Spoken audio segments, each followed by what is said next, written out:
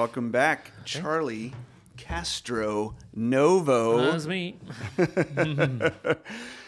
My first guest, my first ever guest on the Cigawi podcast.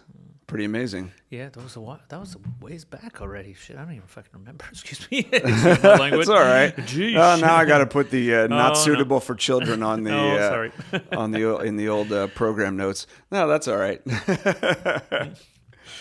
I'm getting old. So, I'm buddy, I get more cranky these days. Oh man, when was my first podcast? Did we do that in 21? Really? 2021. I think it was 2021. Holy smokes, time goes fast. It was sort of, I remember everything was sort of coming. It was like this time when everything was just about to come back online. Yeah. I can remember we were just sitting here and your phone was blowing up because it was like, okay, this theater's back and they want to do blah, blah, blah. Are you free for blah, blah, blah, blah, blah? Yeah, that was crazy. Yeah. Things started just opening. Yeah. I remember this. Yeah. I think everyone was so anxious to go back too. Yeah, it was totally crazy. Yeah. And I put this podcast together because I was so freaking lonely. Exactly. And I thought, how can I get friends to come over to my house and talk to me? Oh, I know. I'll make it like a narcissistic thing. I'll say, hey, you can be a guest on my podcast. That always works. Yeah, but I think it's true. Just where you can just sit and talk about stuff, especially then. Everyone had something on their mind, even more than now, I would imagine, but especially then. Yeah, it was crazy. Yeah. So? Yeah. What's the story? Well, I don't know what to talk about first. I mean, you and I always have these great conversations. I feel like we could probably talk for 5 hours, but easy. As you can see, I never show up with questions, so it's always just the top of my head. So I get to say whatever I want. Well, we could talk about first of all how it's going with your schedule and everything. Yeah. I know you've been like super busy. Yeah. How have you been coping with the fatigue? You know, not only physically, but I'm sure the mental fatigue of just trying to keep different operas, different words in your brain, and sort of trying to stay fresh. Yeah, actually, you know, it's funny. I was going to even just talk about it in general anyway, because I've been using a word lately, which is not a new word, obviously, but I've never used it before until recently, and that word is burnt out. And I never really had that before, to be honest. And I was kind of being hard on myself, thinking, I turned 50 this year, and all of a sudden I feel burnt out. You know, before I think I probably had an episode of that, but I didn't ever call it that, you know. And I think maybe I'm just kind of admitting it a bit more, that I can't keep up the same kind of insane schedule I used to. I feel it more, not because I'm like physically can't do anything. I mean, I'm basically the same as I was 2-3 years ago, when I would never complain about that. But I think with maybe some of the stressful parts of personal life the last few years, you know, on top of that, the normal stuff of career, you know, just working a lot, which I'm grateful for, but at the same time, you know, it starts to add up, you know, like the bill comes due at a certain point, you know, and for a while it just didn't really seem to affect me too much.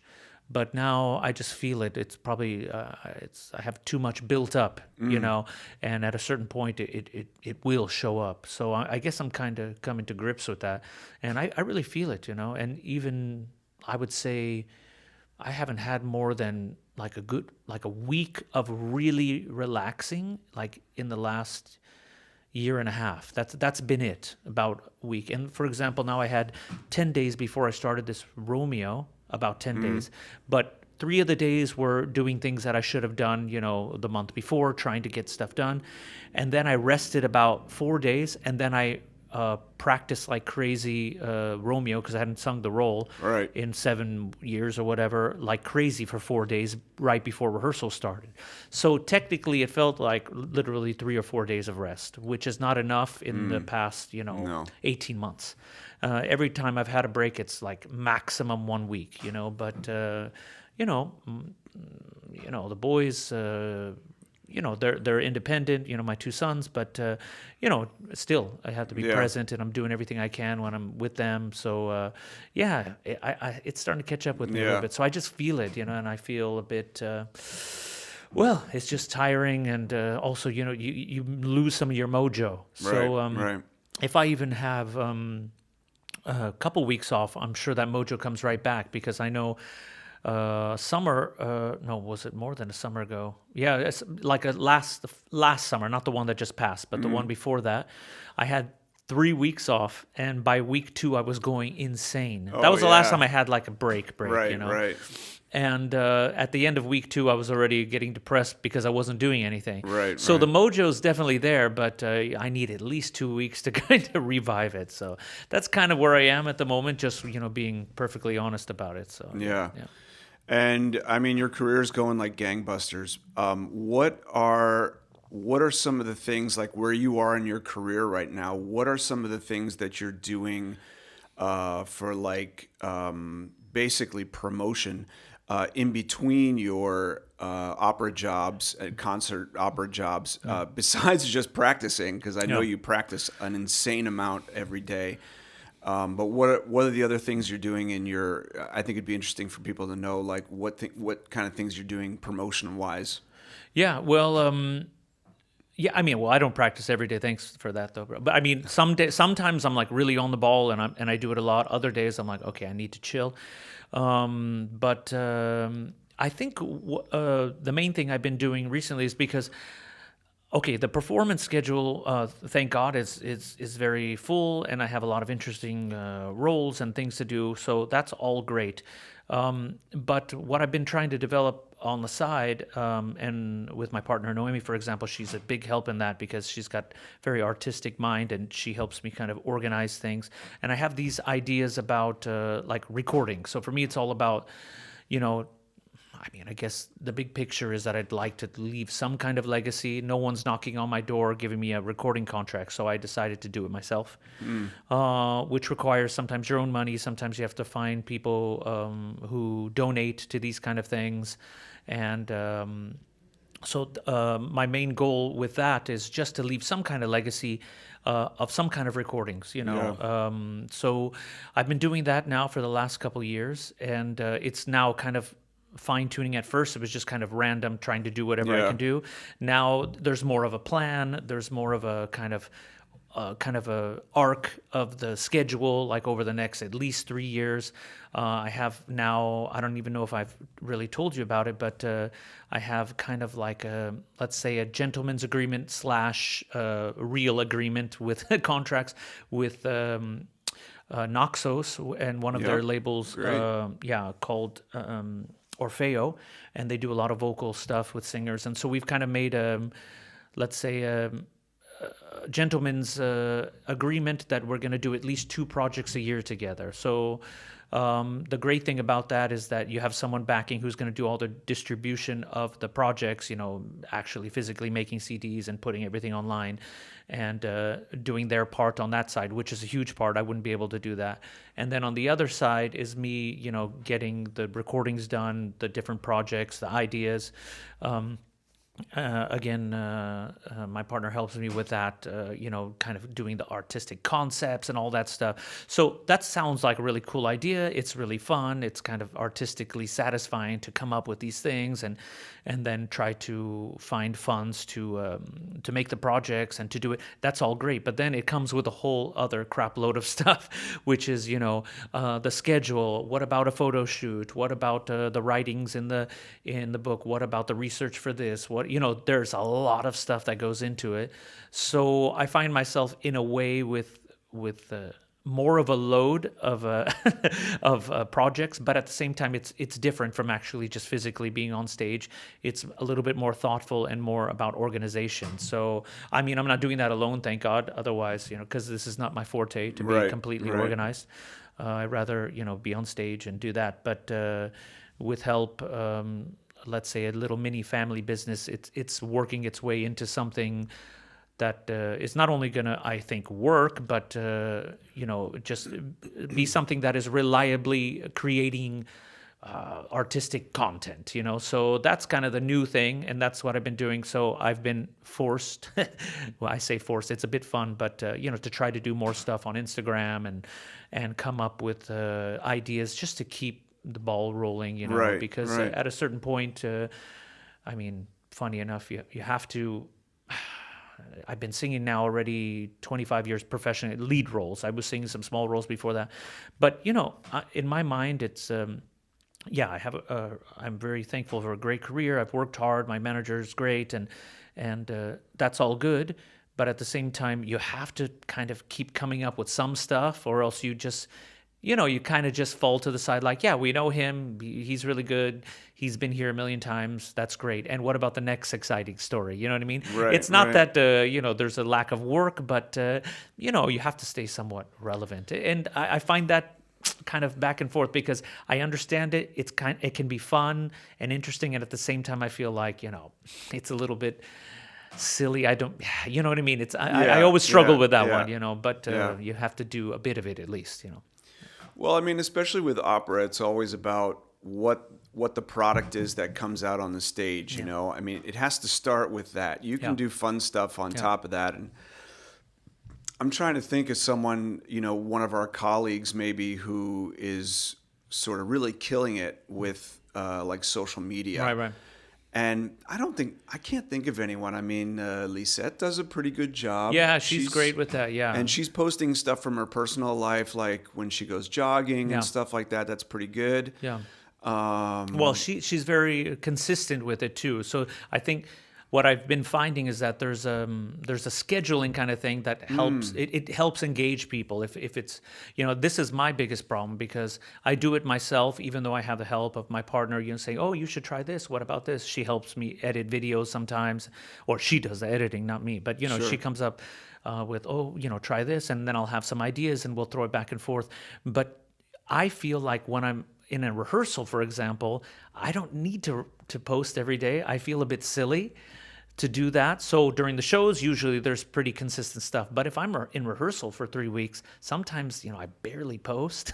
Sure. I mean, and, that's not great for, let's say, engagement. But, it's a little bit tricky. That's the part I find tricky. Yeah. Yeah, and it's sort of a sign of the times as well. For sure. I mean, there definitely is this online community that follow opera singers and who's where and things like that. Yeah. But I mean, ultimately, I think that community is small in relation to the communities that really come to the opera to see, and they'll follow artists, but they'll do it more like maybe in the printed word. Yeah. There's still Opera News is now merged, I think, with another. Opera News is like with Opera or something, La Opera. Maybe. I mean, I know in Europe there's still quite a few magazines. I mean, Opera News is like a Opera Now really or something. Yeah, there's a lot of them. Yeah. Yeah, I've sort of lost touch with that printed side, unless I find out that I have a review in one. Right. Then I'll try to find a newsstand and buy one. But exactly. But besides that, that's funny. Yeah, I know. True. I mean, usually I don't read them either. Last time I saw one when I went to go have a checkup with my voice doctor. Yeah. And he keeps right. Opernwelt Yeah, or whatever, right. whatever it was, a stack of them there, So, and then I'm like, oh, let me just see what's going on. Yeah, exactly. While I you're still in the think waiting that room. community is bigger than the online community. Well, I mean, the online community is younger. Let's say that. Yeah, I mean it, and also I think it's more spread out. Like I know I only have Instagram. I don't do Facebook or TikTok or anything like that. I just have Instagram. But from that, Somebody does your Facebook. We don't know who. Yeah, I have. It's definitely not me. It's definitely not me. I think you have a Charles Castronovo fans. Okay, Facebook page or that's something fine, like that. As long as they don't do anything weird. It's a pro page, right? Okay. So that means it's. You can't like friend them. You can only like them. Oh, okay. And then you follow that page. But God. Well, hopefully it's nothing too crazy. No. No, I mean, I think it's all stuff that it already exists on the internet anyway, and I think it's a fan, and they just anyway, they just post stuff on top of that. Okay. With your name at the top, and it's you I think sometimes it's not even always you. Ah, okay. Sort well, of that's just fine. like opera content, Oh, or okay. tenor content might be Oh, tenor that's content. fine. So I'm a tenor fan, so that's No, fine. I've come across it every once in a while, and I've never seen anything that was really like okay. illegitimate, or Okay, where they thank were God. like sort of bashing you. There are some opera amateur critics out there Oh, this is for sure. Yeah. who do bash. Oh, yeah. Of course, when people are standing on the top of the mountain, Yeah. they're the most exposed. So Yeah. Oh, people for like to sure. take pot shots at them. It's normal. Yeah, it's pretty Yeah, normal. I mean, yeah. a lot of the times you're just like, okay, well, whatever. I mean, what can you do? Yeah, exactly. You Back know. to the recording thing. I wanted to talk to you about that, because we as opera singers, I mean, the recording industry has changed so much since we've had like the online streaming Yeah. thing happen. Since Napster happened, Yeah. and now Spotify. I mean, Spotify is just huge, and there's Apple Music as well, Amazon Music, and lots of other streaming services. And that really shook up the pop music world, because these pop singers were relying on record sales. Yeah. I mean, I think it was probably the Beatles who at some point they stopped touring, Oh, yeah, they because did. Yeah. it was only studio recordings. They were making all of their money Yeah. just on record sales. Oh, yeah. Can you imagine? Yeah, I that's mean, just nowadays crazy. it's the opposite. They It's the don't worry complete about opposite. they don't worry about the recordings as much as they do touring, because that's where Right. they make their money. Yeah. Because they're getting what, 4 cents a stream, Yeah. It's plus pretty wild. yeah. But then to go see Taylor Swift Yeah. live, you're gonna spend $200. Yeah, I think minimum. I think even much more than that now. Yeah. From what I've heard on I some th- news yeah, I report or think- whatever, I it's think. wild. But of course, for us, it's always been that way. Yeah, it's true. I think maybe there was a little bit of a golden era at a certain point where the singers were getting pretty good royalties. Right. Probably in the 70s, maybe 60s, 70s, Well, maybe into the 80s. But I heard. I was talking to a colleague about this the other day, that these recordings, these sort of really famous ones, like the Sony ones, the EMI recordings with Sutherland, Pavarotti, Yeah, Domingo, Decca and stuff, yeah. Scotto, and Yeah. and Freni, all these, like Cheryl Milnes, Mm-hmm. these sort of we just think of these sort of opera recording stars. Yeah. These were like the late 60s, early 70s, Yeah. even late 70s, yeah, early 80s. even to the early 80s. Yeah. Right. I heard they didn't get paid for those. Really? It was just like 100% publicity. But of course, you could go into a CD shop, Tower Records, Right. and you go through every opera. Pavarotti Yeah. or Domingo's on Yeah. every single recording. Yeah. And then, of course, they show up at the Metropolitan. Yeah. Everybody buys a ticket. Yeah. It's sold out to see those guys, Yeah. because those CDs were their promotional. Yeah.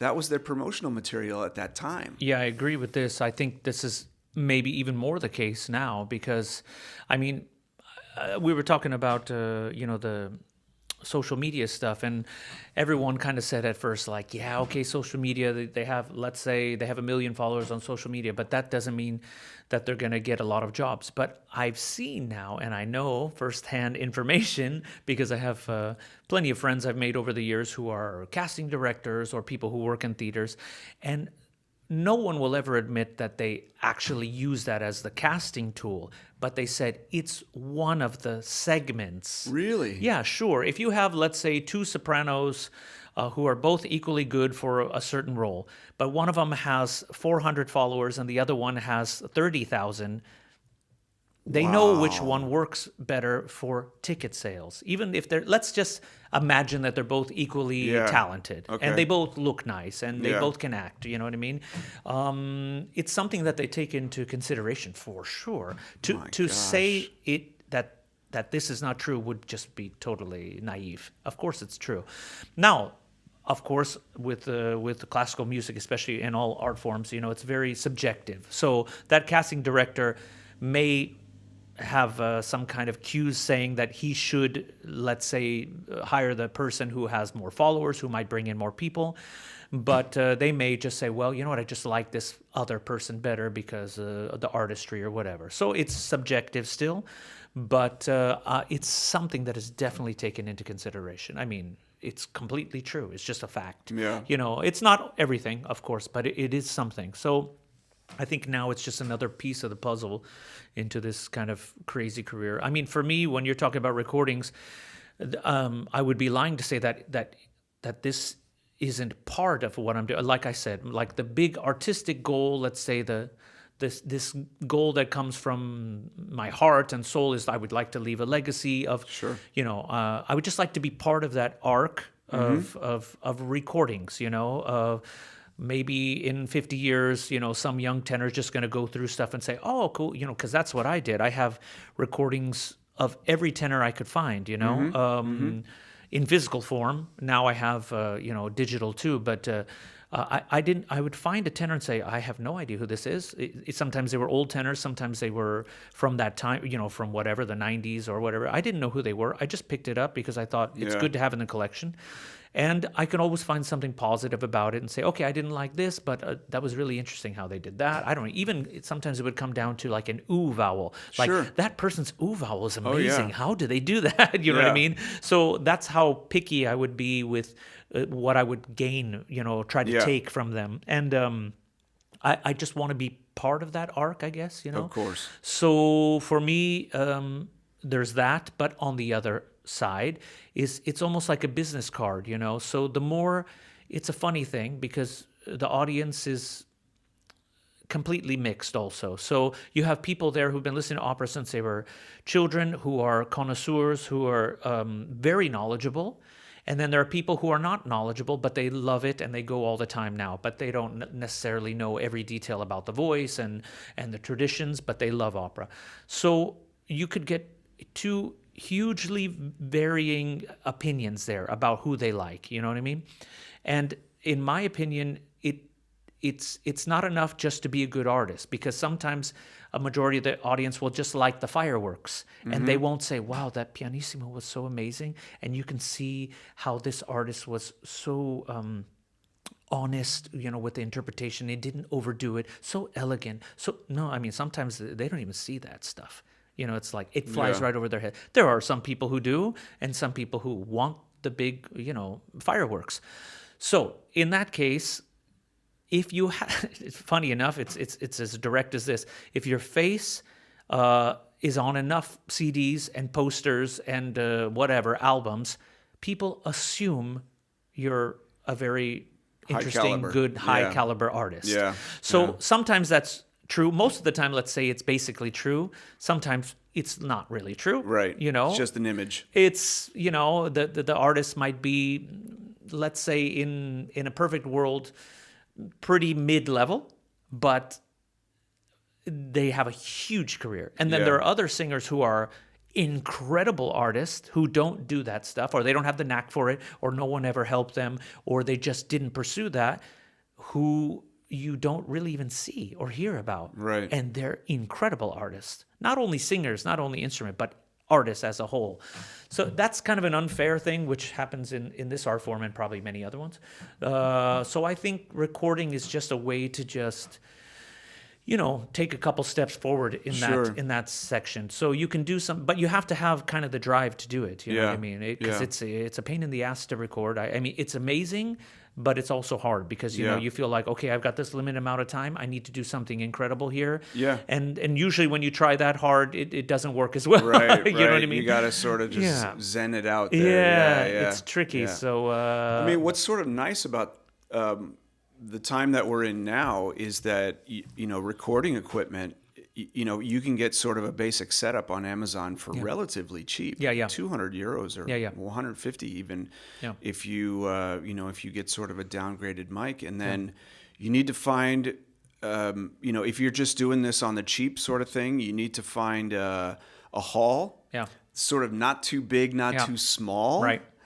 with some sort of balanced acoustics Yeah. between how much reverb you have and not. Exactly. And then hire a pianist, and you can make a pretty decent recording For sure. And I guess you can go now just from like an MP3 on your phone. You can download that to like Spotify Artist. If you have a Spotify Artist account, I think you can just download songs like individually, or you can download a whole album. I haven't really explored that. Actually, I'd like to talk to somebody about using Spotify Artist. It's actually interesting. I didn't know too much about that, but I know that with some of the equipment that is relatively affordable now, you could make some really high quality recordings, and depending on where you go, there are always ways to do. Okay, you're not going to do necessarily big Wagner arias that way, but I mean, you could. But what I'm saying is, if you wanted to be, let's say, I mean, this is maybe not the perfect word, but let's say in a legit tradition of what you're doing. I mean, you could record whole albums of art song and lieder in this sense. I mean, there are many artists who do this on big labels. It's just a piano, a singer, and some small church. You know what I'm saying? And there you go with a famous label. It looks like it's this incredibly fancy thing, but I think people can do this in any small town in Europe, for example, or in America. You go to an old church with great acoustics. You have some basic equipment, and then you need to learn maybe some of the editing skills, and but this can be done relatively without too much trouble. And the next level on that is you could hire a sound engineer to do the recording for you. And I think there's now in America and in Europe, there's a wide range of skill and price when it comes to sound engineering too. I mean, you could hire, especially if someone is young, just starting out, or their equipment is kind of basic as opposed to highly advanced. You could get them maybe for $100 or $150 a day, something like that. And then they do the editing, another $50, and then they give you something that's produced, for another $100 or something like that. But so it's. But I mean, you can start small, and even if you just want to grab your iPhone, and I mean, I've seen a lot of recordings of just people singing through stuff in their practice room. It's sort of just to get it out there on the internet. Just for some kind of presence. That's really interesting. But back to the recording thing, it's interesting now that. There are some singers like you. I know John Osborne did this at one time too. Made these recordings on their own, and then sort of the next level of that is to have your own label. Oh yeah. So we're talking about Alanya, right? Yeah. Well, I guess Roberto Alanya has his own. I think he has his own recording label, right? That's cool. Yeah, I mean, I haven't. I'm not 100% sure, but it sounds I think he does. Like something that's totally possible. Yeah, I think this guy has a crazy amount of energy. He's amazing. Amazing amount of energy, incredible talent for retaining repertoire. Oh my God, yeah. Of course, a brilliant linguist. Being from a Sicilian family but raised in France, now married to a Polish woman. Yeah. The guy speaks like 7 languages. It's incredible. Yeah. He's an incredibly talented person, and this incredible energy level. I think also like Jonas Kaufmann, he has a recording studio in his house. Oh yeah, that's so cool. Yeah. It can't hold an orchestra, but it can hold a piano. Yeah. So I think a lot of the recordings he does with like Helmut Deutsch, they do in his house. Makes a lot of sense. Why not? I think Sting did that at one time too, didn't he? He was just like, I'm tired of going to the recording studio. Exactly. Let's bring the recording studio to me. It makes a lot of sense. Yeah. And I mean, I think Jonas is like one generation older than us. Yeah. So, that could be you that sounds great. In 5 or 6 years too. That would be awesome. It sounds good to me. Yeah, exactly. You find out there's an apartment that opens up in your building. Maybe you can rent that one too. Turn it into a studio. Yeah. You rent out the studio when you're not using it, and then you record whenever you want. New part of the business plan. Yeah, who knows? I mean, talk to Noemi about that. Yeah, exactly. Maybe. Actually, it's not a bad idea. Not a bad idea. It's something well, I was talking about earlier with this kind of agreement I have now with Naxos, and we said we kind of agreed. Let's do 2 projects a year. They want to.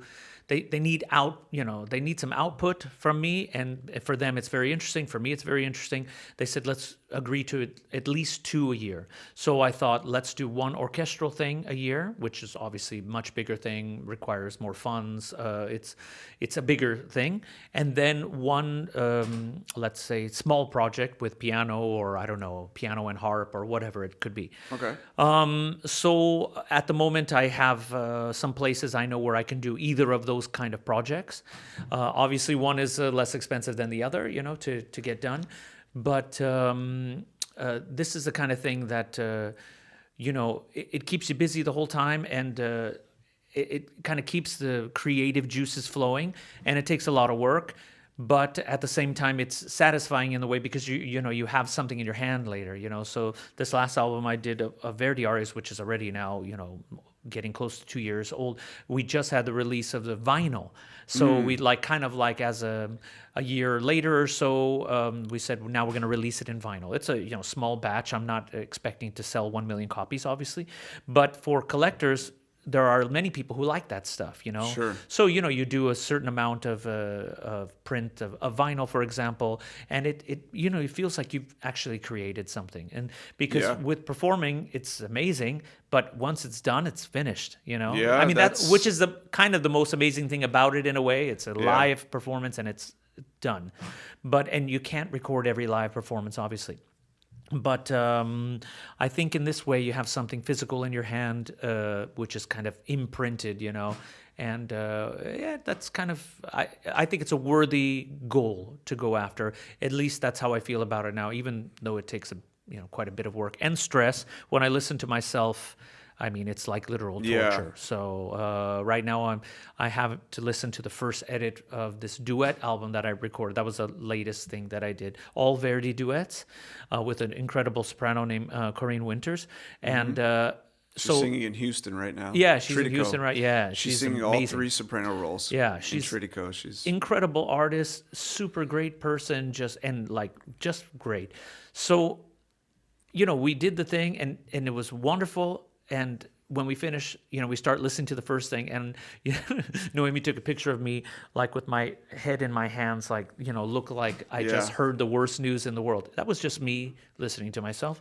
You hear that, young singers? Yeah. Here's probably one of the top 10, top 15 singers in the world, and even he has a hard time listening to his own voice. Oh Lord! I mean, it's literal torture. It's not easy.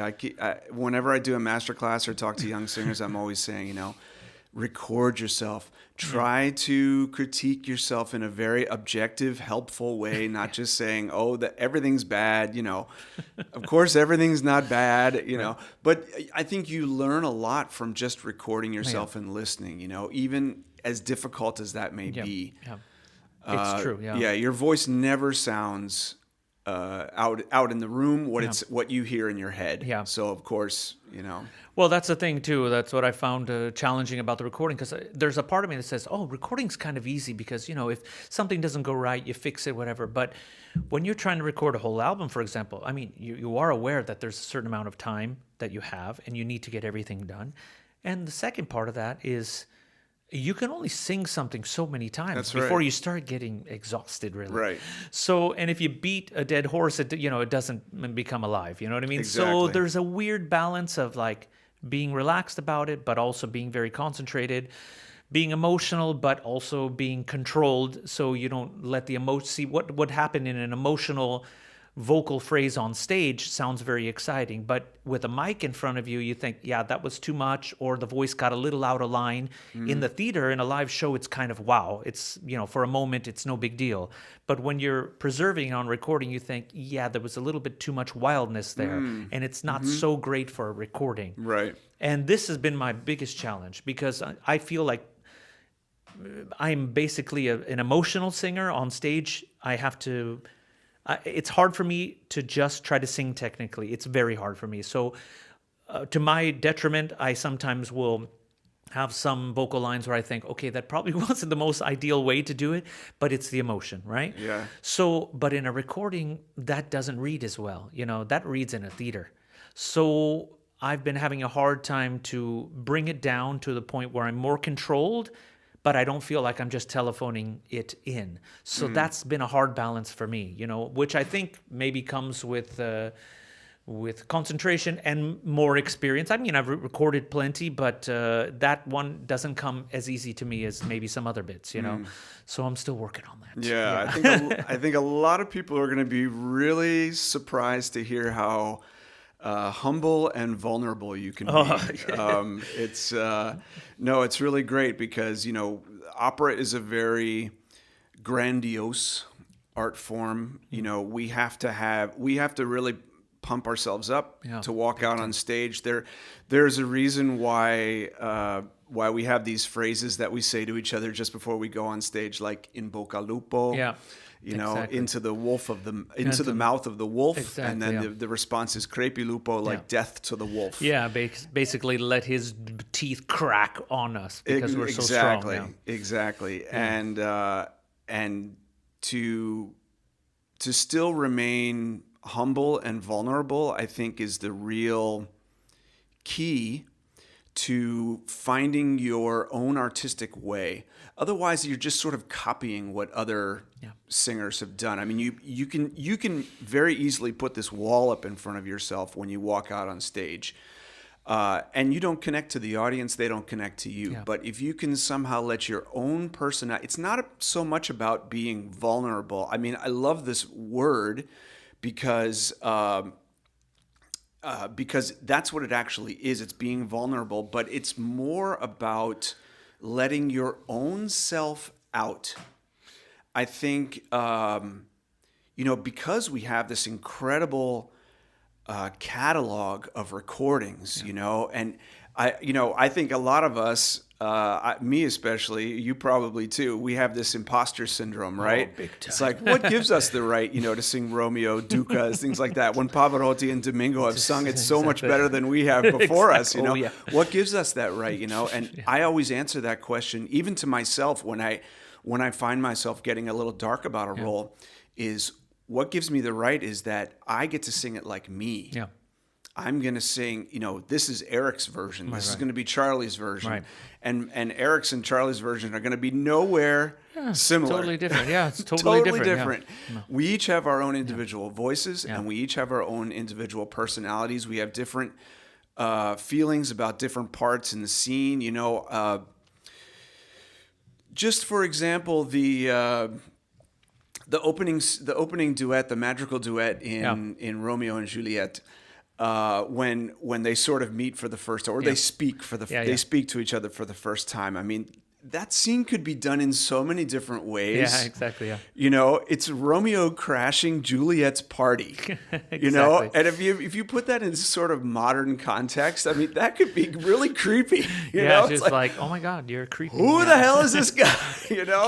And he's wearing the colors of your rival family, your rival gang, sort of thing. And he'd be canceled probably today. Exactly.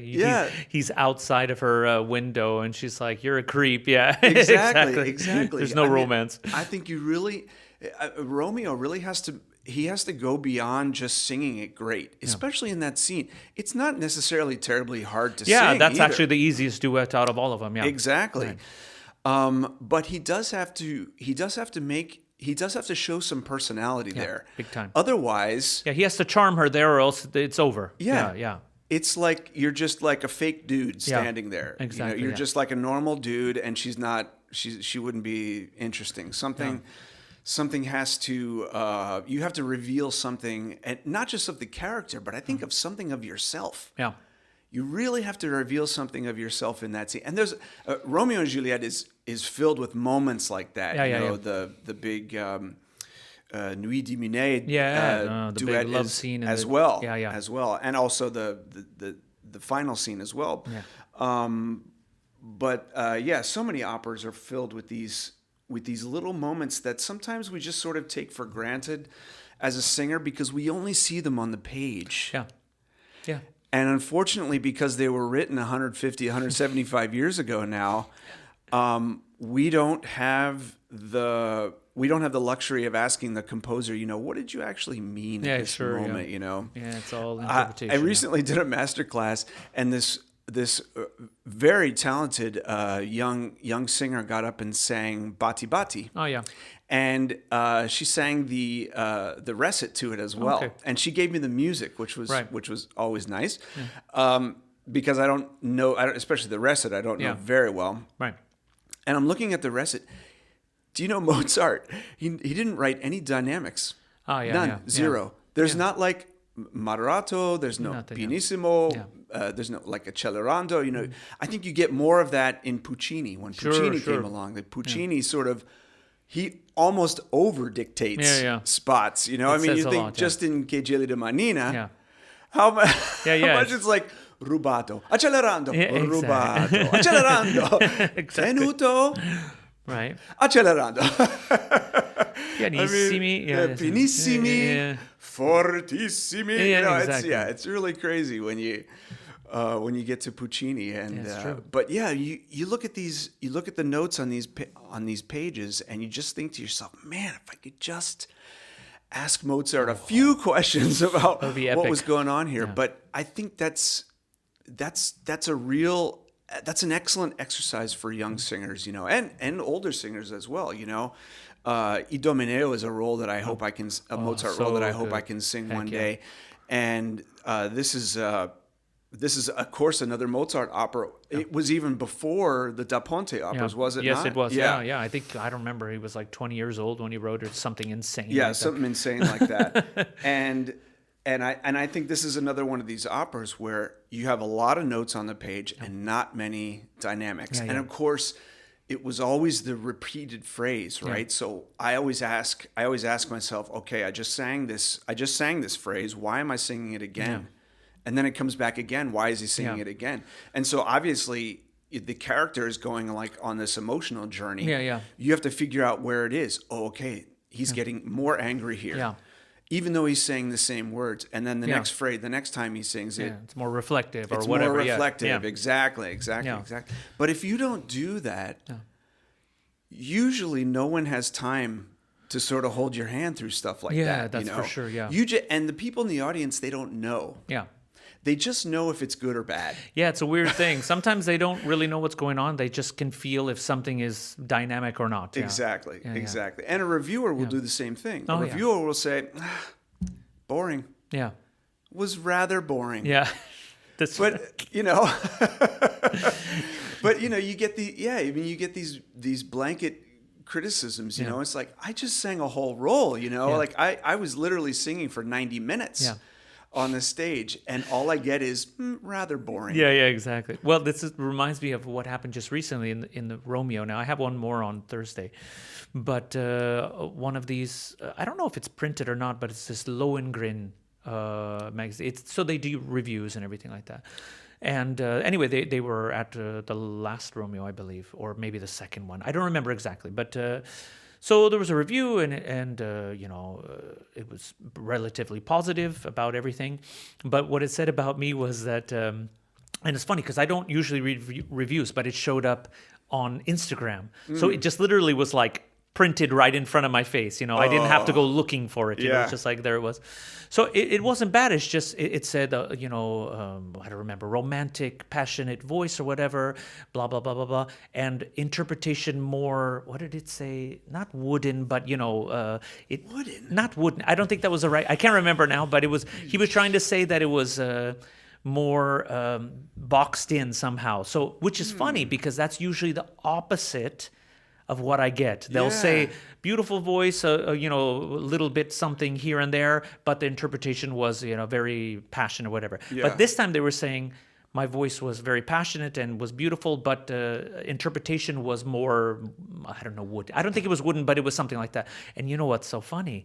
Because I on purpose try to keep my bubbling passion out of my voice, so I can sing this difficult role, which is high and very demanding and long and in the passaggio all the time.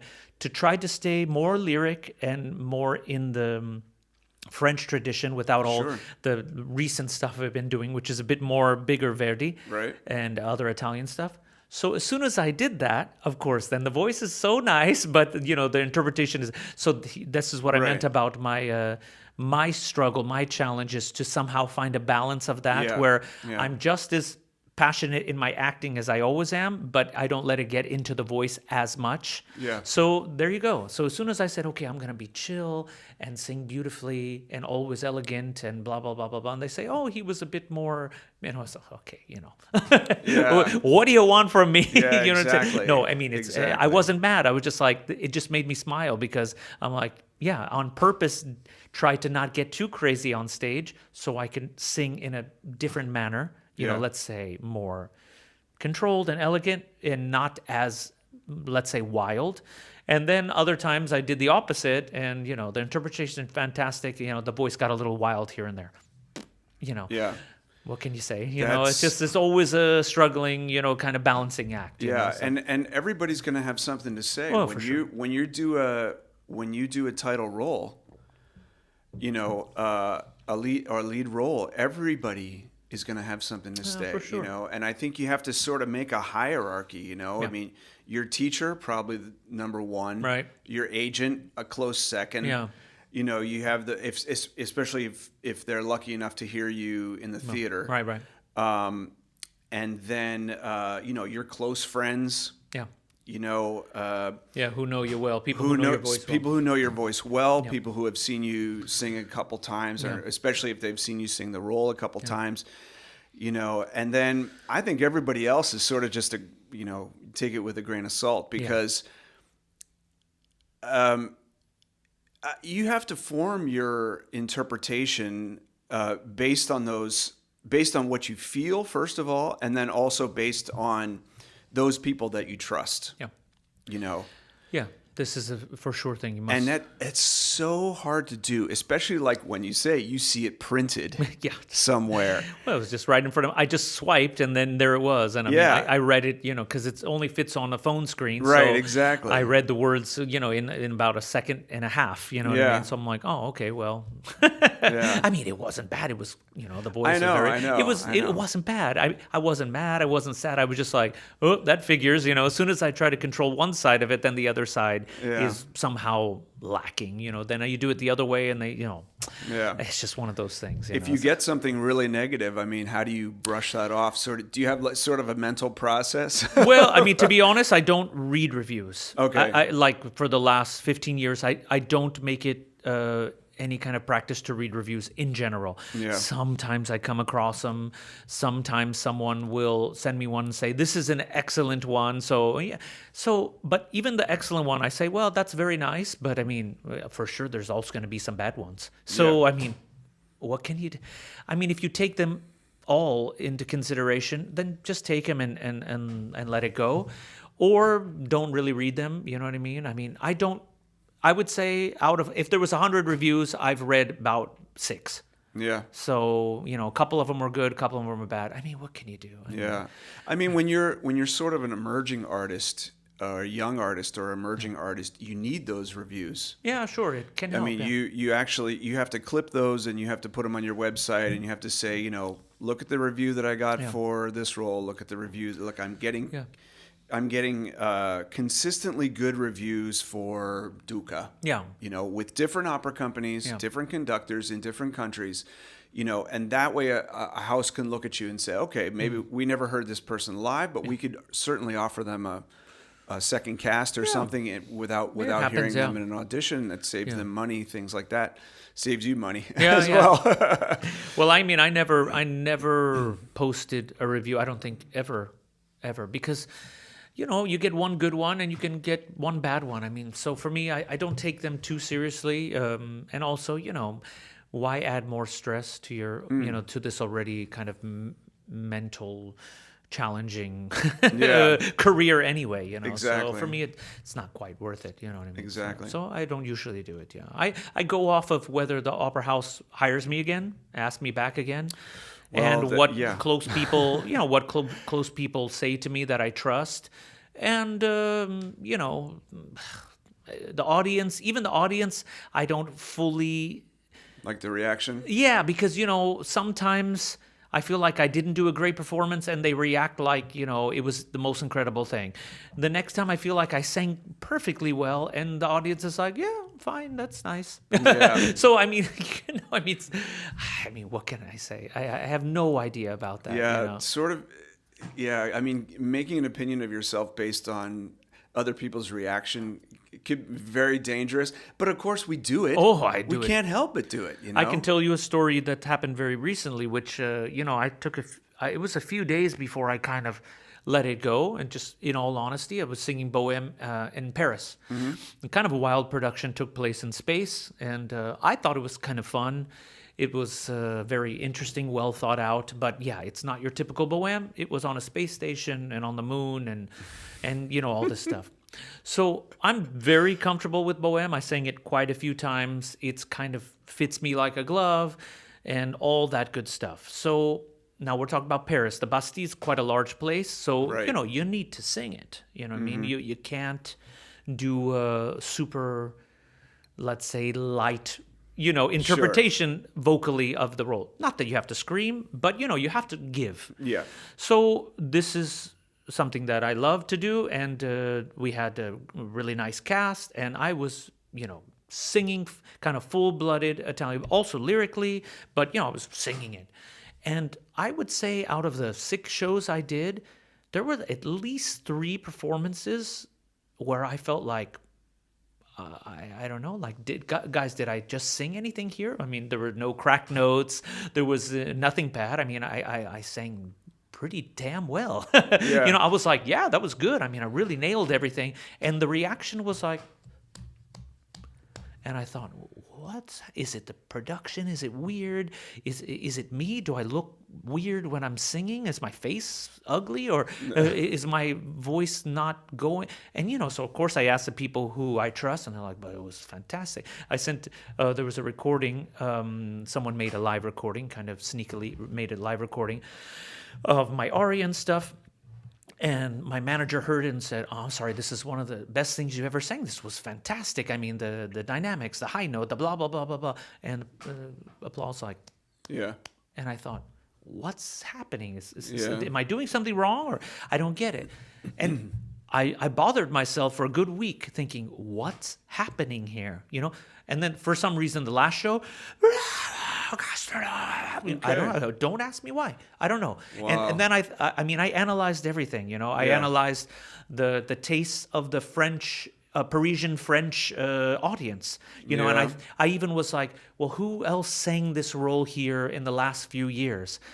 Yeah, you can maybe find some connections. Oh, the person who sang it last time, quite a well-known person, sings it very different from me. Very light, very kind of, let's say, more white, without the kind of juicy colors and, let's say more verismo kind of approach. Much more pure, kind of almost on the verge of, going into another type of singing, very, let's say, much more classical style, not the Italianate verismo kind of approach. And maybe that's what they like. Maybe, you know what I mean? Maybe they're more into that. You know what I'm saying? You know what I'm saying? I mean, when I sang at La Scala and I did Simon Boccanegra and I just kind of, chewed my way into it and it was really good and everything like that. I mean, they appreciated it. They were like, yeah, bravo. I was like, thank God. I mean, every country, every city has a different taste. You know what I mean? So after my week of feeling strange about it, I just said, oh, what the hell? What can I do? You know what I mean? That's how it is. You know what I mean? So, but some performances, good response. Some I felt like were super lukewarm, and I sang great. So, who knows? I mean, I bothered myself about it for a week, and then after that, I said, okay, what can you do? So, these are the struggles that never kind of go away. These kind of these issues. Yeah. What kind of routine do you put yourself through that's sort of not musical? Like nutrition, exercise. Do you find that sort of keeps you balanced as an artist, as a singer? Yeah. And can you share some of what you do? Yeah. I mean, I think having a pretty routine exercise kind of regimen is a huge help. I definitely feel it when I've fallen off a little bit, either if I get sick and, then let's say I don't go to the gym to kind of make it. I mean, in a way, the gym can boost, your immune system. But at the same time, Absolutely. if you're coughing or you have a crap load of phlegm and you're not sleeping well, sometimes you don't feel the gym. You know what I mean? Right. But in general, I don't necessarily play any sports, but I do like to go to the gym regularly. And I mix it up. I do some weightlifting. I do some, kind of cardio stuff, just to basically stay fit, Okay. And I find that always helps me sing better. Sort of overall strength training. Yeah, strength training and some cardio. Okay. When I cut down on the cardio too much, I also feel it because for me the cardio boosts my energy a bit more, and the strength just keeps me just overall feeling good. You know what I Yeah. mean? But if I'm doing only strength training and no cardio at all, I feel it in kind of the way my breath works. You know what I mean? So it can get a little tighter if I'm just pushing weights. So when I do the cardio, I just feel like my lungs are a bit more stretched out, I guess, in a way. definitely. So I need both to be in top form. Sometimes I'm lacking in either or, But yeah, I think that's a big thing. I mean, I don't get too crazy about eating. I try to do a little less carbs than I used to when I was younger, which I'm mostly successful at. But what I've been doing recently, you and I talked about it before, just on the side. But I've been trying now here and there some fasting, which funny, it really works for me. You know what I mean? I did it once out of stress. I was here. You remember that time when I had a kind of very important thing that was going on in my life. I was very stressed. And because of that, I had zero appetite. So I didn't eat basically the whole day. And then when I got to the evening, I didn't feel hungry. And I thought, what, I'm just not going to eat until tomorrow. So that turned into a 24-hour fast. Funny enough, I had a huge amount of energy. And I thought, you know what, let me just drag this out a little longer, which ended up being, I think, 46-hour fast. Wow. And I felt incredibly good. Yeah. Like energy-wise. Now, Yeah. I didn't have a performance. I don't think I would try it when I had a performance. Right. But in general, my mind was clearer. I felt lighter. I felt like I had a ton of energy. So, since that time, I've tried it a couple times, that long, So I think maybe just about a week and a half ago, I did another basically 2-day fast. And I felt great. But usually what I try to do is I just try not to eat too late. On a performance night, it's really hard to do that. But on a normal day, I'll try not to eat late, and then I'll push breakfast back as far as possible, basically having 2 meals a day. Yeah. Every once in a while, I'll try to even do 1 meal a day. I found that keeps me, a little bit more trim. Sometimes I'm better, sometimes I'm not, but I definitely feel there's huge benefits to that. But I just can't, I haven't experimented, but I don't think I will, when I actually have a show. I just get, I get my nutrients in, and I eat normal, but I eat more proteins, than carbs for sure. Yeah. For sure. Definitely. Yeah. But yeah. And vitamins? Yeah. I'm, basically when I turn 50, I'm like, I'm going to take all the vitamins now. So yeah, I supplement a lot of things. I mean, living in Germany now, so I definitely supplement vitamin D. Yep. And, I take zinc and, all your basics, that would be good for just everyday health, Yeah, and those are the basic things. I don't take anything too wild. We were talking about it, I do take creatine. Yep. I haven't found any bad effects about it. I feel like, it's in general helps me. And, when I'm working out more regularly, I will pop in some protein shake every once in a while, but it's not religiously, I don't need to do it every single time, Sometimes I get plenty of protein from what I'm eating. Okay. So I'm not looking to like super bulk up. I just, want to stay fit and strong, Sometimes I'm a bit more, sometimes a bit less. Right. But in general, I keep it at a pretty decent level. Yeah. Yeah. And do you find working out helps your mental state as well? Big time. Yeah. I feel it. If I haven't been doing it, I find myself a bit more anxious, Yep. or I find myself Me more too. easily getting stressed with things. Anything from bills to just what to make the next day for dinner, or school stuff with the boys or whatever.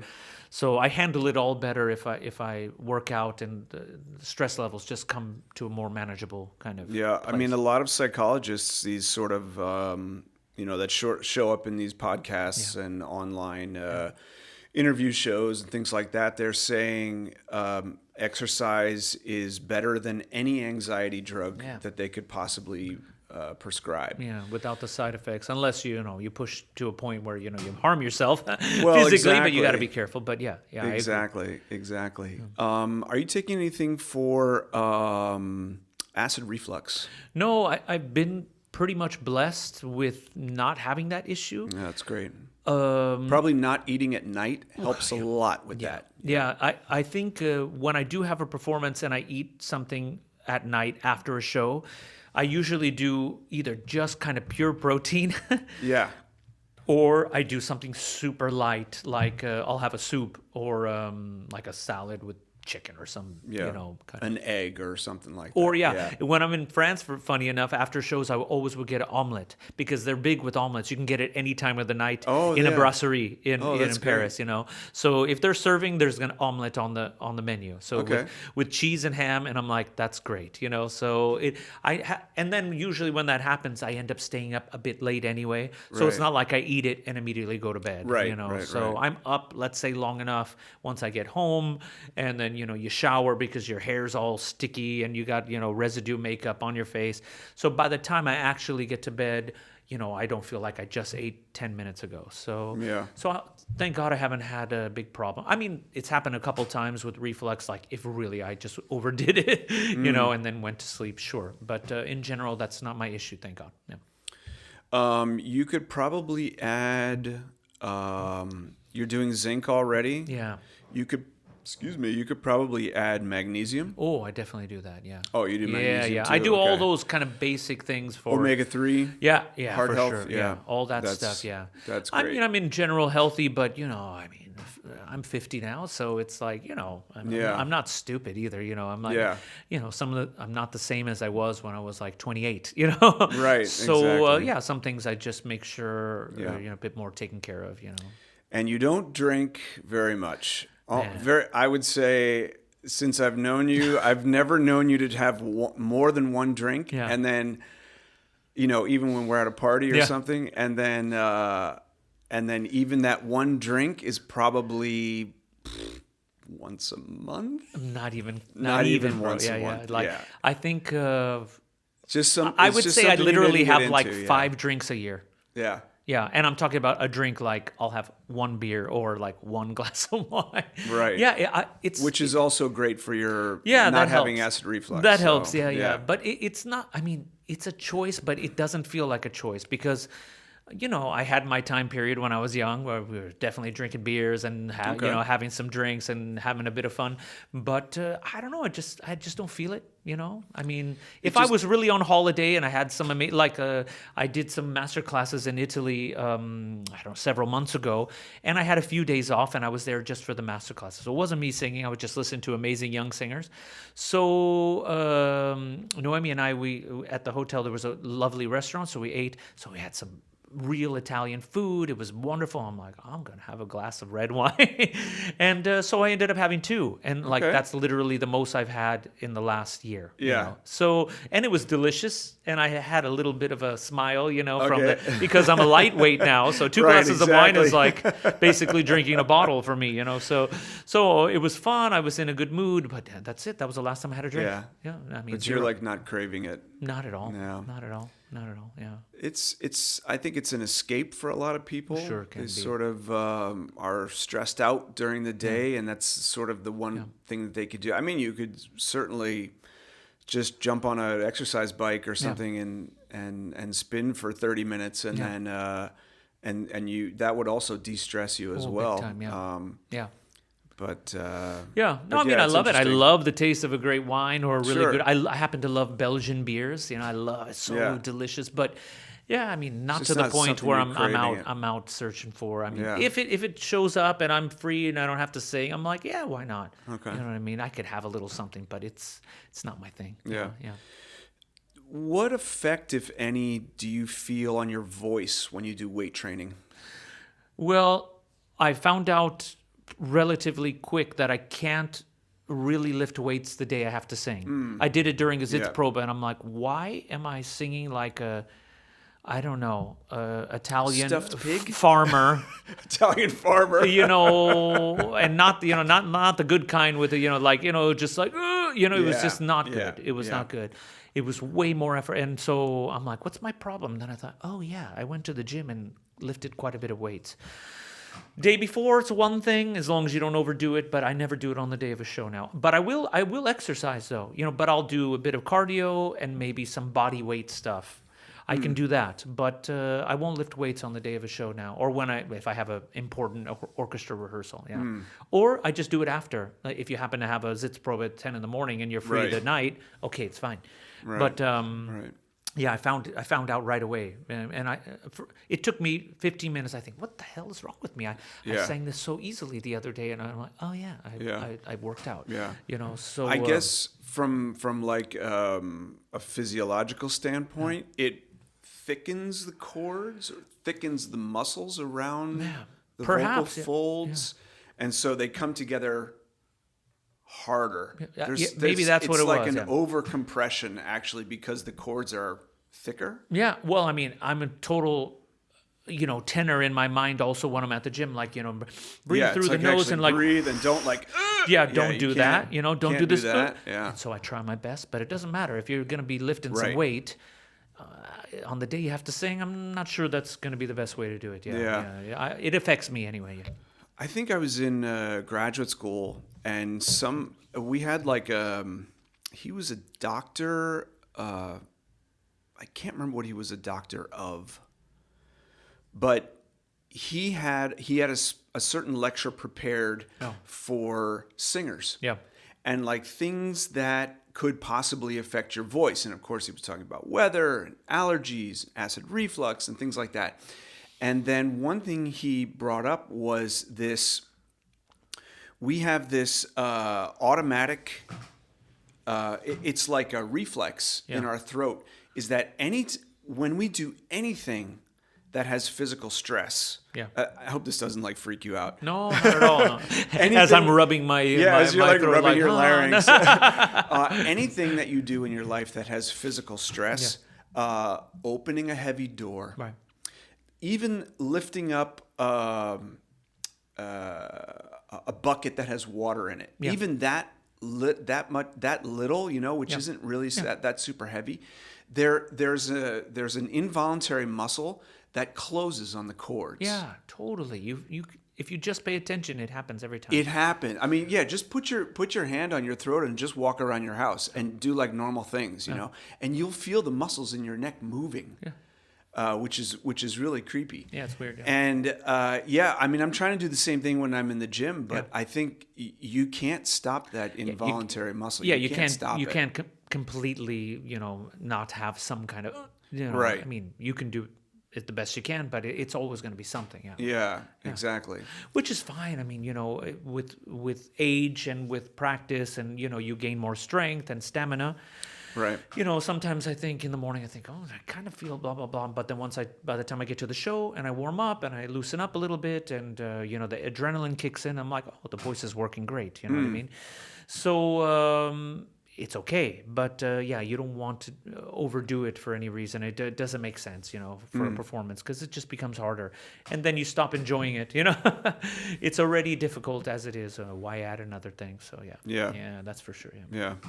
Yeah, but it's funny. You want to talk about something in the same vein, but a little bit more risky. Is the whole thing before was, I remember everyone like, tenors never have sex on the day of a show. You know what I mean? Like, oh no, your voice You lowers, lose you your lose it. power. Yeah, you lose your power. No high notes, and I've done my experimentation and research on this, and I don't really believe that. Okay. As long as it's maybe not right before the Okay, show. right. I mean, if you're in the dressing room before you go on, maybe Right. that's not the best You can idea. have a sandwich before the performance. But the morning of, I don't know. It sounds like it's a good thing. yeah, It's relaxing. Maybe release some stress, something. Yeah. So I'm That's not sure I hilarious. believe in that, and I know tenors who really do believe in that. I had a colleague a long time ago. And he said he wouldn't do it the night before. Yeah. And I thought, come on, bro, are you crazy? What if you have 3 performances a week? That means you're not doing anything all damn week. Right, I'm like, exactly. that sounds like too high of a price to pay, So I don't believe in that. I mean, okay, maybe if you have a giant role and you really want to be like a priest that day, okay, fine, you can wait until after the show. Right. But I think in general, in the morning, it's no problem. I have a joke about this. I think maybe I told you already, no, but, tell me. and I can tell you because I think we've already said the F word, so this is okay. going to be like labeled not for kids, or whatever, extreme content or whatever it's going to be. But so there's two tenors show up in Berlin, and they're both staying at the Adlon Hotel, which is Right. the big hotel right next to the Brandenburg Gate. If people don't know, if you remember when Michael Jackson dangled his baby outside the window, Oh, wait. that was that Oh, hotel. I thought that was in Munich. Well, anyway. I think it was the Adlon okay, Hotel but it's- okay, in Berlin. Anyway, so possibly it could have been Munich, but but anyway, the Adlon Hotel is like the famous hotel in Berlin. And so these two tenors show up, and one tenor's got his debut at the Staatsoper, and he's singing Kalaf in Turandot.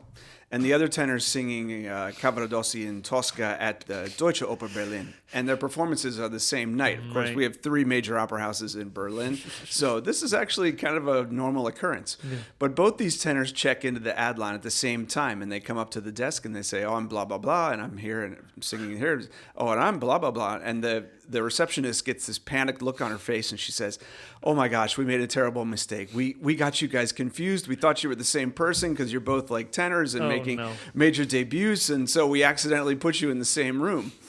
And we don't have any other rooms for tonight, So it was too late to go anywhere else. So they said, do you think maybe you could share this room? I mean, it's a suite. Yeah. So it's got a big bed and, maybe it's only one bed, but it's got a big bed and maybe you could just sleep in the bed together. And they kind of look at each other and grumble and say, okay, all right. So they get into bed and says, all right, well, good night. Yeah, whatever. Good night. So they go to sleep. And they wake up the next morning and the one tenor sort of looks down and the other tenor's got this other tenor's penis in his hand, and he's whacking him off. And the tenor looks down and says, "Excuse me, what are you doing?" He says, "Yeah, I'm masturbating. What does it look like I'm doing?" He says, "Yeah, I can see you're masturbating, but you're using my penis." He says, "Well, I can't use my own. I have a performance tonight." Exactly. Yeah, his voice might get lower. Yeah, exactly. Yeah, or Lord. no tension Yeah. through the passaggio. Everything Exactly. cracks or something. It doesn't stay narrow. Oh, well, it depends on what role you're singing, I guess. It's hilarious. Oh, bro. I heard you for the first time, I think, in 2000. Oh my When you God. were still in the Met Young Artist program, and I think we talked about this a little bit on the last podcast we did, where you were singing. It was an all Schubert program, and it was with Levine. You were there? I was there, yeah, for that. And you That talked was about a that great- because, if I can recall what you said, he's like, Levine just played the intro so perfect that you were sort of Yes. scared to come in. Yes. Yeah, because it was Nacht und Träume. Yeah. And if anyone knows the Schubert song, it starts so soft and so beautiful, and then the vocal part comes in really soft. In the tenor key, I think it's just D natural. Yeah. But it's super, and it's okay, it's tricky, to come in a very soft, beautiful way in general. But when he started playing Yeah. Carnegie Hall, I thought, well, it was in the smaller room, but Right, right. the acoustic is amazing. Yeah. And I thought, I'm not going to be able to come in. I'm going to go, oh, exactly. I mean, because it was such an amazing sound that he was creating. And I took a breath and I came in somehow perfectly. And the whole song was went so well, and after the audience was dead silent, which felt like for 30 seconds, because he was holding it there and it was dead. Yeah. And then he finally just looked at me and just went, yeah. He kind of looked, he shook his head, and I was like, that was the greatest thing that ever happened to me. I don't know. It was incredible. It was incredible. I'll never will forget that experience. It's something. Yeah. Okay. So that was good. That was Yeah. But that was 25 years ago. Yeah. 25 years ago now. Insane. And I think sort of the essence of your voice hasn't really changed that much. I mean, of course, you're gonna sing more confidently. Yeah. You're gonna sing more dramatic roles, things like that. Yeah. I can sort of remember, like, in those concerts, I don't even think it was like open to the public. It was sort of an invited audience. think There so, were like yeah. agents there and stuff like that. Yeah. And I was dating someone in the program, so that's how you were I there. got there. That's cool. That's how I was there, and I can just remember like listening to people, because everybody comments Of that. course, It's like, especially oh with yes, young beautiful, very nice voice. I mean, Nemorino for sure. Yeah. He'll sing Nemorino for the rest of his life. Yeah. It's like, I mean, I well, sing it a lot, but yeah, I mean, you still sing it. Yeah. So, but of course, add many more dramatic roles. But anyway, that was sort of the long way around to what I wanted to ask you was, how do you feel not just your technique, but your actual voice change? How have you felt it change through your career? Yeah, I was talking about this, well, again, to my partner Noemi, but because as I sometimes analyze things in my own head, I have her to speak to, and, it's just somewhat to bounce off my, crazy thoughts on sometimes. But I was thinking about this because some things that were very hard when I was younger, different vocal passages, approaches, whatever, are much easier now because of strength, because of not only experience, but the way the voice has developed. There's a strength in certain parts of it that were not as much there when I was younger, and so some of those things I have much more in my grasp now, and I can say they're easier. But some of the things that came very natural to me and were somehow easier then are more difficult now. I think that comes with a bit of age. I can still sing lyrically, but for example, when I was younger, I had a really, really good kind of voix mix, where I can use, especially in some of the higher French repertoire. It's actually quite appropriate to use that in some places. I never was a really high tenor, even though I sang a few roles that require, I sang Nadir. You sang Nadir, for example, and you sang a lot. You killed that. Thanks. And you sing the high B's in full voice, I think. Well, that was actually kind of voix mix in that time period. But I always had this kind of real kind of chest connection to my voix mix. So it didn't sound like I all of a sudden went to falsetto, like, oh, ooh, it was more full, and I had that by nature, and I used it more, and that was easy for me. But now I can't do that. Since my high notes have become a bit more chesty and more full and more kind of vibrant and, let's say, steelier, I've lost some of that nature of that kind of head voice thing that was still kind of full. So now, for example, you were talking about this madrigal duet in Romeo and Juliet. At the end of it, you sing da dee da dee, da dee da doo. The second one you should sing in a voix mix. Yeah. You know what I mean? I find that more difficult. I have to approach it a different way now, and I think I let the theater round it out, and I do a little bit more. You know what I mean? Yeah. So before I had that for days in a very round, almost connected way. So that's different, for example. But I could sing roles and feel fresh now, where before I was like, okay, that was really hard because I had to use more effort to get through some of those roles when I was younger because I just didn't have all the stamina and strength yet. It grows slowly, but I feel like I've mostly kept myself intact because I've gone slowly. You know, like I said, there are those things, some a little bit harder, some a little bit easier. You practice a lot. I do practice I mean, pretty often, I know a lot of opera singers, and I don't know anyone who practices more than you. Really? And I think people would be surprised with that too, because you could easily. I talk to other singers like this. I mean, I pump you up. I mean, thanks, bro. we're not only really good friends, but I have great admiration for you, Thank you, and your career, and just the way you are. Because, like I said earlier, you stay very humble. And you stay very vulnerable, especially to your friends. Still very generous and stuff like that. Thanks, and there's and hardworking. And there, really, you could. You could have done this 5 years ago. You could have just sort of rested on your laurels, say, I'm not going to do any new roles. I'm just going to sing these, whatever, 6 or 7 roles for the rest of my career. And, say to your agents, just book me these roles. And I don't want to do any recordings, no extra stress in my life. And you could kind of eat more, you could exercise less. And you know what? You might be close to where you are now. Maybe, yeah. Maybe. Yeah, I mean, Yeah. But you still have that ambition, and that's really inspiring to a lot of other singers. Singers who are just starting out, singers who are like more seasoned, where I've been, singing just as long as you have. Yeah. But it's inspirational for me to sort of like keep working, keep looking for something to strive for, and.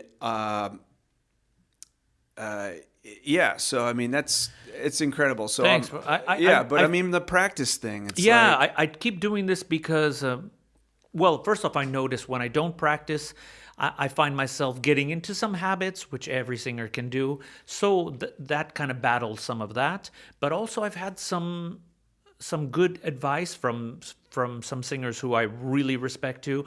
I was lucky enough to do a bit of concert touring with Horostovsky. And was an incredible singer, incredible person.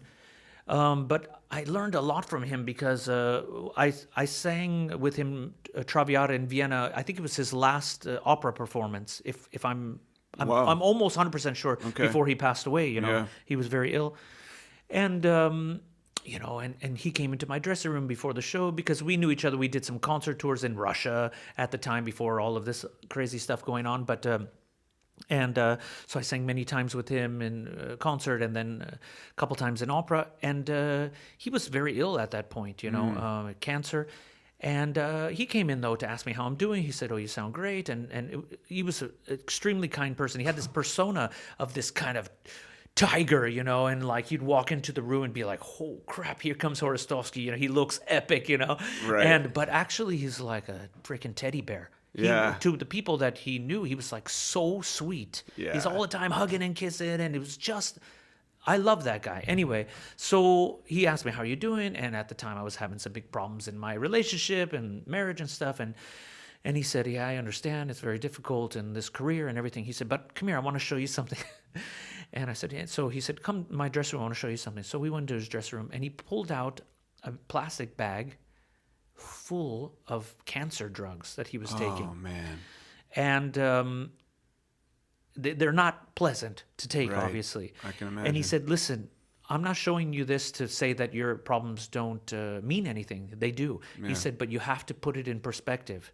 He said, "These things, you can work them out. You can go one way, you can go the other way. You can figure it out. You can move on. You can do many things." He said, "But your health is the most important thing." So when you get to it, if health is the issue, everything else seems very small. Yeah. So he said, take care of that stuff. Make sure you pay attention to that, to the health of your loved ones, of yourself, and everything else can be dealt with. And he says, I don't say it, to show you up. He said, I just want you to know this, because now I really understand this. And I was like, I understand. I got it right away. And I put away some of that stuff immediately, being stressed about some bullshit, it's stressful, of course, for personal things, but it's going to work out. Yeah. I mean, it can go this way or that way, but, you can get through it. Health is a very different subject. So that meant a lot to me. Another time I spoke to him, I said, well, how are you keeping yourself in such great shape vocally. I mean, the guy was constantly on tour, either doing an opera or on some concert tours.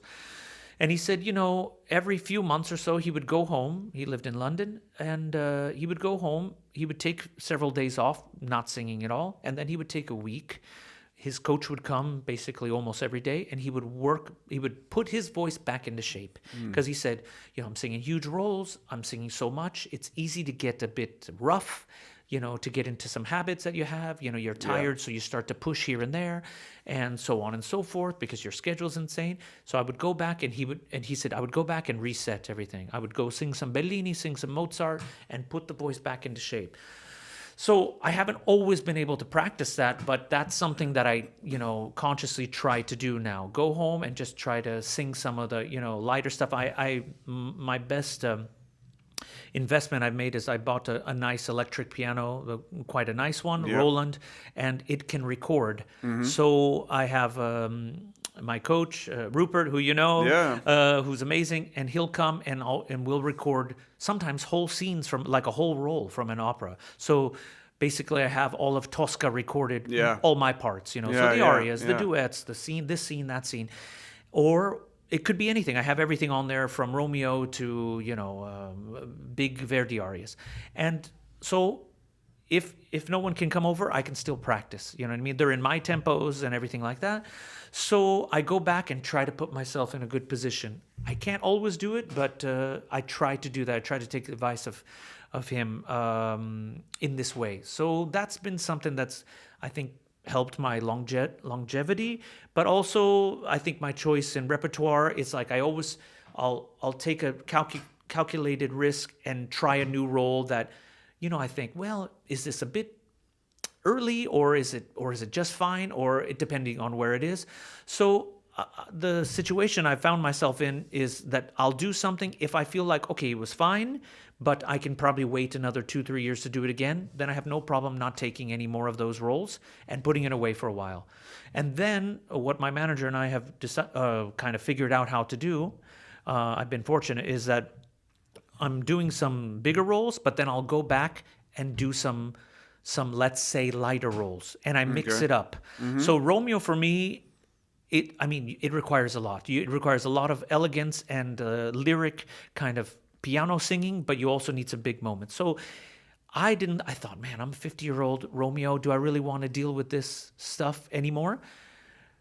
But actually, it's actually very good for me. You know what I mean? I did even Nemorino a couple seasons ago. I would like to do it again. I have a magic flute in the next couple seasons. Really? Yeah. Wow. And I on purpose kind of Great. was like, can I still do this? Yeah. Because it keeps you just balanced. You know what I Sure. mean? So I try to mix it up. I mean, it maybe isn't as mixed up as, it's not in the optimal form. I would like to do maybe, like you said, Idomeneo or something, throw in a Mozart. Sure. I think it's very healthy. I think that's been the main thing that's kept me in pretty good shape. But my discipline is still lacking in the schedule. So sometimes I'm tired and I have a really crazy schedule, like I told you, a bit burnt out. And I've said this to a couple of friends, and I said, I'm like, who's the asshole who made this schedule? I'm like, oh wait, I'm the asshole who made this schedule. I'm like, are you stupid? Just relax. And I was famous for going back and forth. Like I push things in so close that sometimes I'd be finishing a show, I'd have 3 more shows in London, and I'll have to go to Munich in between, rehearse for 2 days, and then go back, do another show, and then come back, do another rehearsal, then go finish the last show, and then do 3 more rehearsals and then shows. And I think now I've just decided that's not the best way to do it, because that definitely puts wear and tear on your voice. So if I've been very smart with repertoire, I haven't always been optimally smart with just the schedule being too crammed. So that's something I'm looking now to remedy. Yeah. Yeah. Have you ever heard this sort of physiological thing that happens with Well, it happens to all people, but singers sort of feel it the most. And that is like this hyoid bone here in your larynx. when you're younger, it's softer, it's Yeah. more pliable, Yeah. and as you get older, it sort of hardens. Yeah. Do you feel anything like I that do. when you see? I do Yeah, too. yeah, I really do. Yeah, I would be lying if I said, I did. And it's funny enough, it doesn't happen for me in the top voice. It happens in the middle. So, I'm not developing, let's say, a wobble really Right, anywhere. But sometimes I'll notice if the middle voice has always been something interesting for me because I always had color in my voice. But the middle voice, I was like, should I leave it a bit more? Should I cover it more so I can let it be softer? Should I dig into it more? Should I really lighten it up? You know what I mean? Because it's always been one of those things. And I realize these days, if I try to put any meat in the middle, that's when I'll notice that the Inconsistency of the vibration of the vibrato. Yep. Like it won't go whoa, but it'll Right. slow down for a second and then speed up again. It'll Sure. just be slightly inconsistent, and Sure. which doesn't happen. Like when I get above G, it never happens. Yeah. I mean, I got to be like really pushing my guts out for that to happen. Right. It doesn't happen. But if I'm not careful on a G or even in the middle, like a C natural, right in the middle of the voice, if I try to be too macho, I'll see that it's not right. So I need to kind of chill out with it and just let it speak, because my voice is much more vibrant now than it used to be. Like with less effort, I make probably more sound than I did with effort when I was younger. You know what I mean? But to get that through my thick skull sometimes is not so easy. So, when I let the voice just relax, act like you're singing at 70% and the voice gets louder. Yeah. Without any effort. Yeah. But, to get that through my head, because I am an emotional singer, I feel like I need to be super engaged to create something, I don't know, dynamic. And so that's been my biggest struggle. But I notice it sometimes in the middle or right at just above the passaggio, like G or G sharp, let's say A flat. Because before I used to just kind of, we're talking real tenor stuff now, I used to kind of, let's say on an A vowel, like the A vowel used to be my all-time favorite vowel. Now it's not. So because what happens to me now, if I try to sing a nice I used to be able to do that all day, and I keep it slim and it would just crack right into the spot. Right. If I do that now, it gets tighter. So my approach is, I call it the more Bergonzi approach. So he never sings he sings Yeah, it's always a little bit of yeah, or there's some ooh and mixed ooh in there. Yeah. Mhm.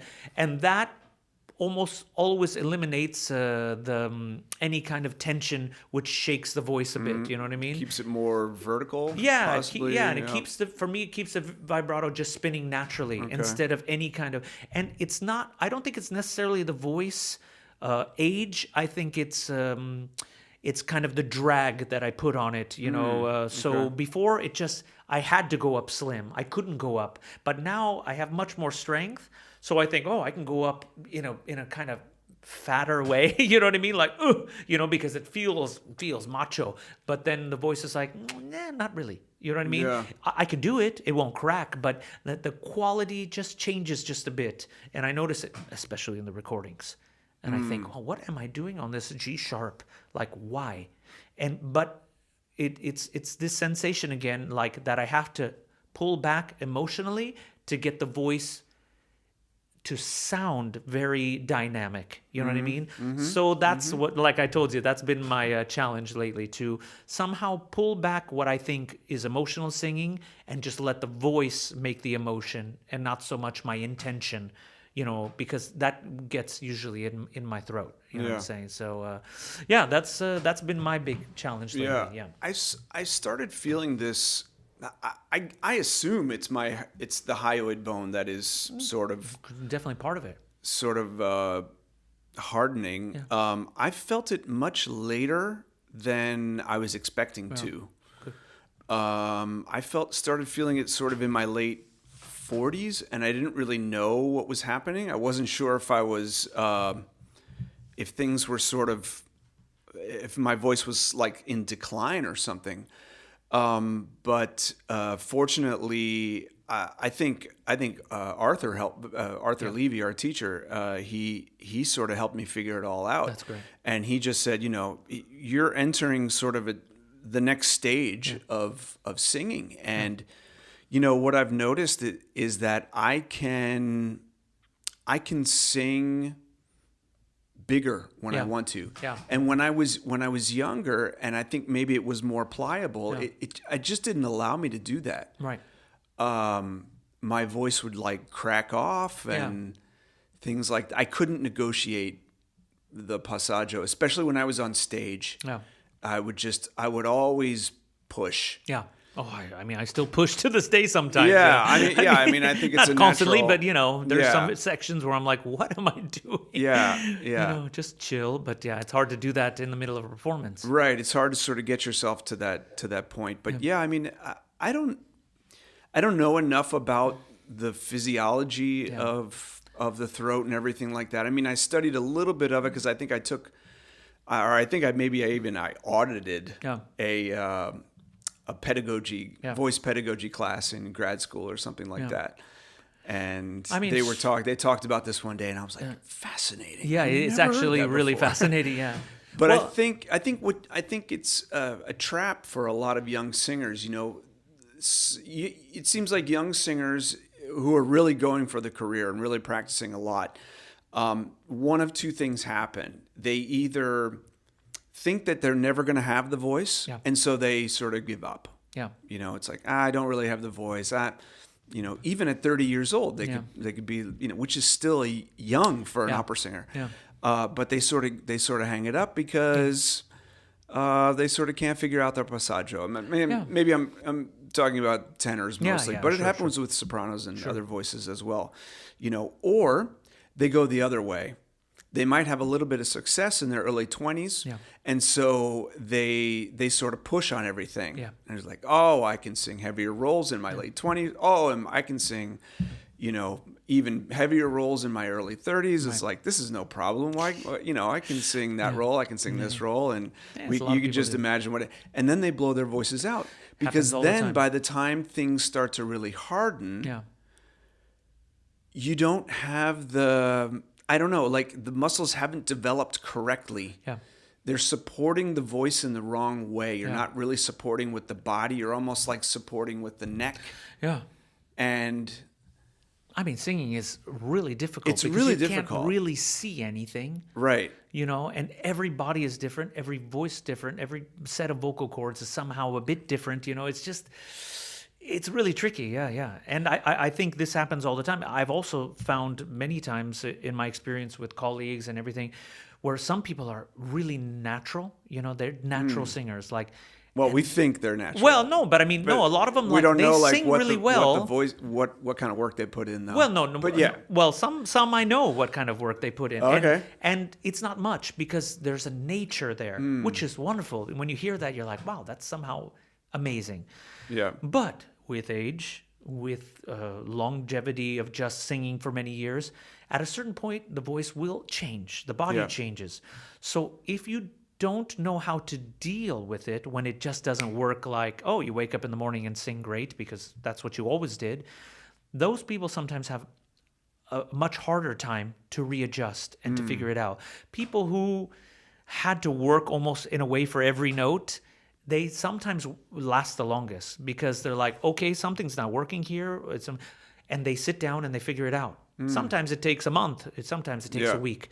But sometimes it takes years. You know what I mean? Some people go away and then come back. Yeah, it's true, Sickness, pregnancy, all those things could happen then. Yeah, exactly. Hard to come back from something like that. There's all kinds of medical things that could happen, and some people figure it out and some people don't, you know what I mean? But I think people who are used to, singers who are used to working on stuff because it doesn't come so easy, those ones usually find a way. They find a way to do it, you know what I mean? And some people change repertoire, some people, there's been singers who sang opera all their life and then later on they sing more lieder because they are probably aware, okay, I cannot sustain these insane roles now like I used to, but the voice is still working.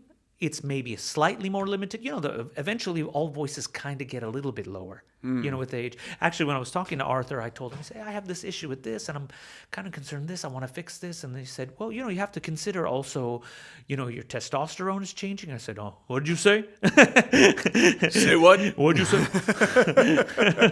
What'd you say, Wiz? What you talking about, Wiz? What'd you talk about? Wiz? You know what I mean? Because, it changes the voice a little bit, and then I was like, what? I'm going to go check immediately my levels, you know what I mean?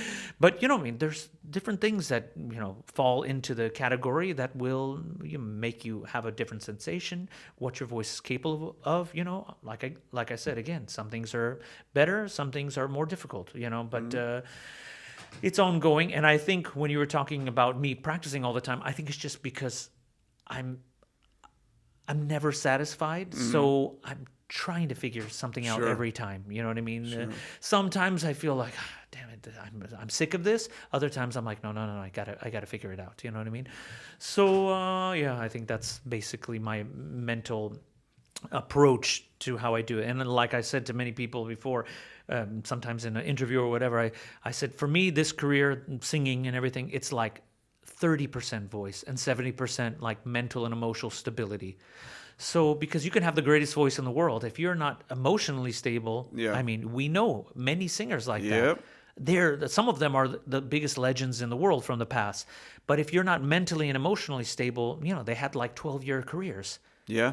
I mean, can you imagine if those people sang for, I don't know, 30 years? years? Yeah, for example. 25 years. Yeah. I mean, I've sung longer than some of my biggest heroes. Yeah. UC Bierling died at 49. Okay, he had his other issues, you know what I'm saying? No, but I mean, you know what I'm saying? Some people stopped because of damn nerves, because they couldn't keep up the thing, you know what I mean? And these guys are legends. I couldn't hold a candle to some of these great tenor voices. Yeah. But Corelli sort of stopped when he felt like he wasn't at the top of his game anymore. Instead of just it's debatable what he could have done. He was like, a god to most people. Right. And he could have done almost anything on stage and he would have been adored. Superstitious also. Well, that's what I'm saying. Maybe there were reportedly a lot of nerve issues there, meaning mental nerves, Right, and he's from what I heard, from what I read, he said, I'm going to take a break, I need a little break, and then he said, I'll just extend the break a little bit longer. I think it feels nice to relax, but you know what, a little bit longer, boom, doesn't come back in. Right. You know what I mean? Because did you ever meet him? No, I wish. I was lucky enough. He died in the 90s? Yeah, I guess. Late I 90s? believe so. I was lucky enough to meet Bergonzi, who's one of my all-time favorite tenors in the world, and he was one who lasted quite a long time. And for example, when you listen to him, he definitely developed some slowing down of the vibrato later, but this was what you can call absolutely optimal kind of vocal emission. He sang. They always call him, one of the most elegant Verdi tenor. He never huffed and puffed and screamed and pushed and everything like that. You know what I mean? Always elegant. Kind of when I'm studying a new role. For example, I'm gonna try first time Trovatore in a couple years. Great. Yeah, so it's great. And so I listen to a famous Del Monaco recording or Corelli recording, and I think, oh, no, I should not do this role, actually. It's stupid. And I think, no, because I'm listening to them do it. Yeah. Different beasts, these guys are animals. They're incredible. Yep. Then I listen to Bergonzi do it, and I think, oh, no, I can actually do this role. He sings it in a way more bel canto way. I mean, it's full of passion, but it's just the approach is vocally is more bel canto. And then I think, oh, I can definitely do this. You know what I mean? It's one of those things. And it's in like that Rigoletto, Traviata, Trovatore era, right? Like those three are sort of linked because they still have these elements of the bel canto as well. If I'm not incorrect, the same tenor who did Traviata also debuted Trovatore. Oh, wow. I think Verdi wrote it for the same. I'm almost 100% sure. I have to triple check, but it's something very similar to that. So it's not like they had the same guy who did Otello also created Trovatore. You know what I'm saying? Right. Exactly. So I mean, also again, it's an interpretation. I would do anything to have a way to go back in time to hear the singers of that time. Oh, yeah. Live performance of the premieres of these operas. I think we would be shocked because I think they weren't screaming their guts out I don't like think so we either. are expected to do half of the time.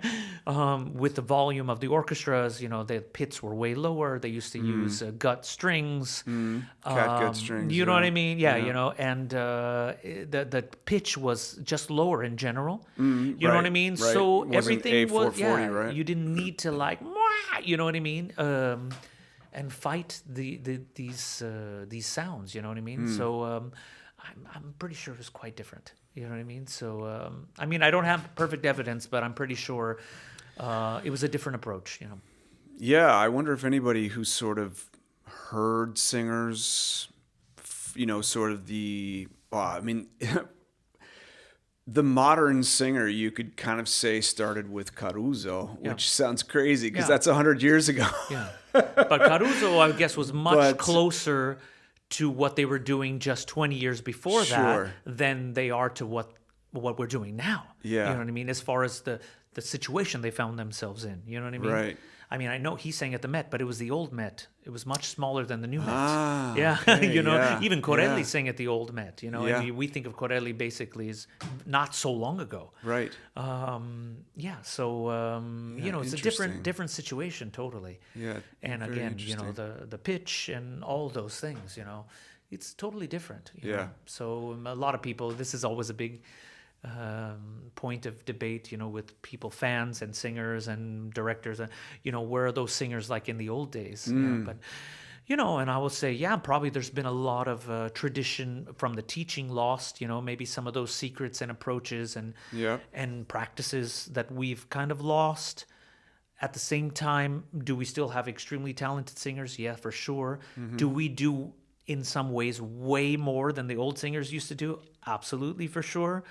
Do we sing as good as some of the old singers? I'm not sure. Some of the old singers, I think, I don't understand how they sing so damn well. Yeah. Like, that's really incredibly good singing. Yeah. But they also didn't have the same requirements that we have in the modern day. So That's I'm true. not trying to make an excuse for True. myself, there was for no social example. media, no social media. Yeah, but also I'm just talking about even the schedule. Yeah. And, going, Yeah. flying here. And then the setup that we have, the pitch, the size of where the orchestra is. I mean, Right.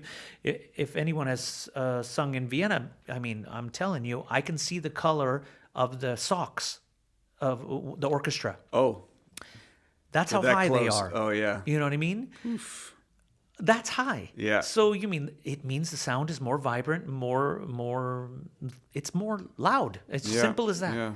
So I remember one time, it was several years ago. I mean, I don't know, maybe 15 years ago. I was singing Nemorino in Vienna, and I thought to myself, why is this so loud? I feel like it's really difficult today. And I mean, they're just almost on stage with you. I'm not saying anything bad against Vienna State Opera or anything. I'm just saying that's the setup, and it's different. It's louder. It's louder. So you have to project well. Yeah. So I mean, I was not singing Tristan. I was singing Nemorino. So anyway, so this is something that I don't think the Yeah. old singers used to deal with at all. Yeah. Yeah. From my, research, they just didn't deal with that part of it. So. Like the acoustic part? you Oh mean? yeah, with the Yeah. orchestra's really high, Oh, yeah. the pitch and Yeah. being louder, they didn't deal with that. You know what I mean? I mean, look at what Wagner made in Yeah. Bayreuth. I mean, they're practically underneath the stage, Yeah. completely. So Yeah. I mean, if you do it in I don't know, in La Scala, and then you do it in Bayreuth, if you're singing, I don't know, Tannhäuser, there's a huge difference. Yeah. Huge difference. So, Yeah. anyway. Interesting. Yeah, Interesting. there you go. I remember this. I guess it was like a documentary that someone was making when I think it was Kaufman did a solo album with Papano. Yeah. Papano, yeah. Papano? Yeah. And they were interviewing Papano, and Yeah. they were sort of talking about Kaufman, Jonas Kaufman. Sure. And it was like, this is sort of back to this sort of phenomenon of the voice kind of thing. The interviewer asked a question, something like, how does the voice work? And Papano said something like, it's not, or the interviewer said something like, how does he how does he sing this phrase, so beautifully? And it's like the phenomenon is not singing the phrase beautifully. It's like not singing the phrase beautifully. And I think what he meant there was the real phenomenon of the voice is not how am I trying to say this? The real phenomenon of the voice is that it actually works. Yeah. It's not that it's not sort of how does it work? It's sort of that the fascination that how does it actually work that it makes sound, even that it makes sound, because you're dealing with these with air pressure essentially. You're dealing with this air pressure and the negotiation of air pressure using these tiny little muscles in your throat.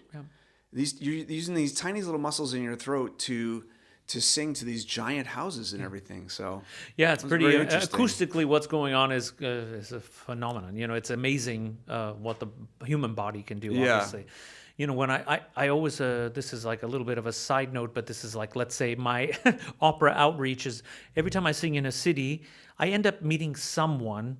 I mean, sometimes it's literally a taxi driver or, I don't know, someone somewhere who's never been to the opera. And I really make a big effort to invite that person to a dress rehearsal or one of the shows if I have a Steuerkarte or something like that. I try to get someone who's never been to the opera to come see a show. And usually they're like, oh, I don't know opera and I'm not sure, blah, blah, blah. And every time after the show, when I manage to make it work, they're like, that was incredible. I didn't know. And then when they hear there are no microphones, they're like, how is it possible? You know what I mean? So it's still, something amazing to people. I mean, when you know it, you're used to it. But I think in general, to human beings that are like, this is an incredible thing happening. And I have one last little cool story, which is something different. I was doing one time a Traviata run in LA, at LA Opera. It was probably about 10 years ago, something like that. And at LA Opera, one of the funny things about singing there is that many times there are movie stars who come to the show. Because, they're in LA. So, some of them like classical music. Some of them like to go to the opera, some whatever. So many times if you're singing there, there's a security guy named Scotty there. He's an old friend of mine because I started in LA. He's a great guy. He's the main security guy there. So, shout out to Scotty. Yeah, he's an awesome dude. So he'll all of a sudden come say, hey. You know who we got in the audience tonight? Because he always knows, because he has to get them out at the end of the show. They come in the side door or something. Yeah, whatever. So, and he'll be like, oh, this person. Then, wow, that's cool. Anyway, so I was singing the Traviata there. And he said, hey, we got some people in the audience. And I'm like, oh, cool. He said they want to come and say hello in the intermission, because at the end it can be crazy. Right. And it was, oh God, now it just it was, oh shit! This is it's the really tall actor who he's a really great. Oh my God! You have to cut out this part from Shawshank. No, it Tim was Robbins. No, it's the guy who was in the new Blade Runner. Ryan Gosling. Ryan Thank Gosling. you. Yeah. Forgive me. I had a total blank. No. I remember tenors' names, but not actors. Yeah. And his wife is Eva Mendes. So they're both movie stars. He's, of course, a huge movie star. Yeah. And apparently what I found out is his wife really loves opera, and he also really likes it a lot.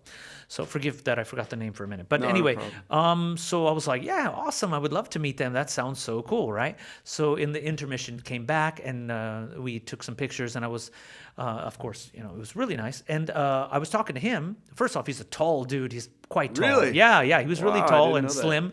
Okay. So, and he said, this is literally what he said to me. He said, hey, it's great to meet you. He said, thanks for coming, to say hi to us in the intermission right in the middle of this show. He says, if it was me, I'd probably be locked up in my dressing room. I said, oh, no. I said, I wanted to meet you guys. It's so awesome for me. I said, anyway, it's just another show. I'd rather meet you. He says, oh, no, that's not another show. I said, what do you mean? He said, well, what you're doing is amazing. It's a live show. I said, but you do. He says, no. He said, when I did something, performing like that, like for example, La La Land, where he has to, kind of sing and dance or whatever. He said, like, we have like a million chances to do it. Right, exactly. And he said, we're not doing what you're doing. He says, live, like, boom, right there. He says, no, I got a lot of respect for that. And I was like, wow. I'm like, wow, thanks, man. Like he really, like he was dead serious. He's like, no. Yeah. He's like, we don't do what you do. Yeah. He said, we have a lot of chances to get it right. He says, he said, no, I really respect that. I was like, wow, you're awesome, bro. I was like, respect, man. That's so it's cool. cool that he could realize that. He was dead serious. He didn't like, oh, well, no, you, buddy, you. No, he was like dead serious. Yeah. And I was like, man, thanks so much. That's awesome. That's really nice. You know what I Yeah. mean? And then the other part of that story, which is funny because he's really tall and skinny. He's in a nice suit. I'm dressed in a, tails, Alfredo at the party. Okay. I mean, the guy's like a foot taller than me, basically, So standing next to him, and a frock, when it's open, if it's not like kind of really, if you move your hand, it looks wide. Pops out. But of course, I'm relatively slim, but he's very skinny and tall. So we take a picture together. I'm looking at the picture. I look like Super Mario next to this guy. It's like Italian guy with the frock on, and I'm like, I got my hand out. I'm like, it's a me, Mario. And he's like tall, and he's like standing there like a movie star. I'm like, I look like an Italian immigrant, just came like, I sing for you today. Gosh. It looks hilarious. Oh my gosh. I guess that's why he's a movie star. But anyway, he's an awesome actor, and after that, I was like, total respect for that dude. Yeah, and that's awesome. Ava also was super nice, and she was like, oh, it's beautiful, and you can see they really appreciated it. So that's like the hope that I have for like the future of opera. Is that you can go on YouTube, you can find some videos of like people hearing an opera singer live for the first time. Yeah, that's fun. There's a real famous one I saw a couple years ago where I think they were high school students. They were invited to Covent Garden, and the young artists sang for them. Yeah. And they filmed the reaction. Yeah, that's cool. Yeah. And because of course these kids, high school students, I had never heard an opera singer live when I was in high school. Yeah, not live. Yeah. Not live. I mean, in cartoons, yeah. Sure. Yeah. But I'd never heard a singer live. But the reaction that people have, it's like you feel it in your chest. Yeah, you feel it. Yeah. And I as often as I can offer it, as I feel well enough to do it, if I'm visiting with guests, I'll often just stand up and sort of sing something, cool. And people who have never heard opera before, they usually end up crying. Yeah. It's because emotional. it Yeah, has it's physically that, emotional. Yeah. Yeah, and there's a reson why opera's been around for over 600 years now, and it's still that art form that's probably never going to be replaced by AI. Yeah. Maybe in recordings, because you can. I don't know if you've heard any of the pop songs that they've made with AI. They sound incredible. Yeah, I mean it's pretty wild. I have mixed feelings about it, right? Yeah. I mean, and you can do. I'm sure that you can prompt one of these AI music makers into saying, make a tenor aria. Yeah. Make it sound like it's a Verdi aria, and so it'll compose an aria in the style of Verdi, because there's so much of that on the internet. It just draws from already what already exists, right. And it'll take the voices of Pavarotti, who has the most out there, Domingo, Alagna, Right. Mix it all up, and it'll just have a tenor sound, and they'll make a recording. Yeah. But they can't do that live. Yeah.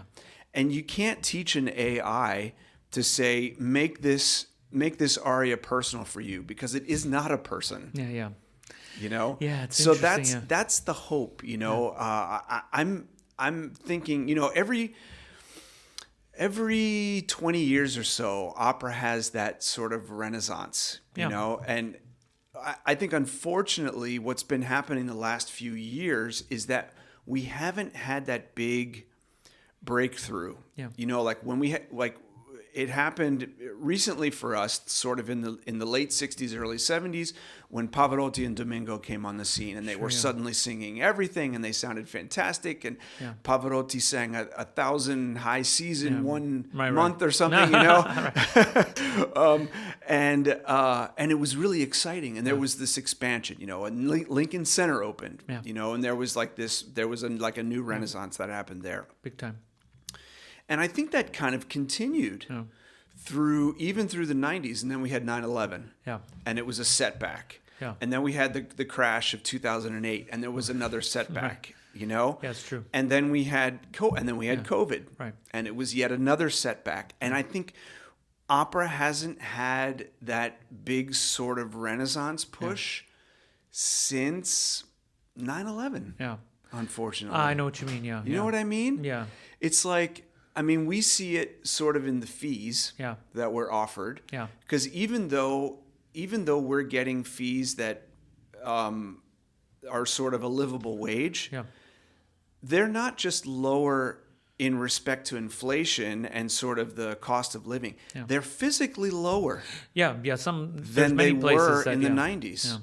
They're physically lower than they were. They're actually lower than they were in the 90s. Yeah, you hear some stories sometimes say, oh, they got this much per performance back then. Yeah. You know, during the, whatever, good days or whatever. And you're like, what the? My manager, he's a real opera nerd, geek, and he knows so much stuff. But he was telling me one time, because he always says, of course, he's a manager, so he would love for singers to get paid more. Obviously, that's normal. Right. But he said, what you guys do is it's rare in the world, It's there are many more baseball players than, of course, baseball brings in much more money than opera, of course. Sure. So the scale is the same. He said, but what you guys do is very specialized. He says, I personally think you should get paid more. And he said he was reading about Caruso, and for example, Caruso would come to the Met for a whole season, for example, when he would come, because back then you can't just fly around, obviously. Right. He's taking the boat from Italy, and he's coming. Two and a half weeks or 3 weeks or something, yeah. So he said that he was reading that he was getting, at that time, I don't remember what year it was, 1910 or whatever it was, he was getting $3,000 a performance. So that's a whole year's salary for some people. Adjusted for inflation, it's like $30,000 a performance, and then At he least. would do 3 performances a week. Holy crap! And he would be there all season. So you can imagine that's why he was a very rich man. Yeah, he was and of course the cost of living then was a dirt cheap. You know what I'm saying? So he was a very, very rich man. Very you know what rich I mean? man. As an opera singer. So now, I mean, Pavarotti was a rich man, but he did it in it. He had the 3 tenors concerts where they got whatever they. And it that was famous, only a million. that was really the end of his life when the 3 tenor concerts started. But he did they tons were of making concerts $1 million a performance for right, those, and they were doing it in arenas. I mean, to be amazing. fair, yeah. I mean, for me, totally. I mean, it was worth it to have these kind of shows and these singers. But what I'm trying to say is, it's not the same anymore. And of course, then we get into a whole other conversation about the state of the world. But costs of things are much higher for the opera singers now.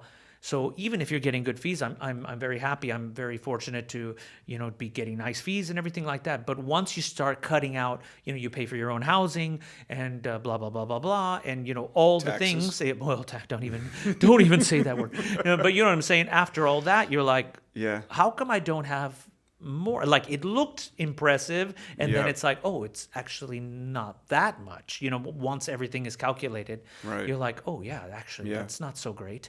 You know what I mean? And so I mean, listen, like I said, I'd never want to seem ungrateful, because I'm very grateful for it. But I mean, there are some realities to it. It's an expensive career to be in, also. You know what I mean? Yeah. There's several expenses you take on your own, and you can write off things, and you can do this, and you can do that, but it's expensive in general. Yeah. So that's I one mean, of the things to the deal fees. I think the fees will come back. I mean, I think some people would say it's education. What they definitely what they do in Germany. They do mix in appreciation for the arts at a very early age. Yeah, they're good about that. My son, who did Kita here for 2 years, they would bundle these kids up once a month and take them to a theater show. Yep. Could have been like opera with puppets. Yep. Could have been some kind of play. Could have been a musical. Could have been something with dance, something like that. Something made for kids.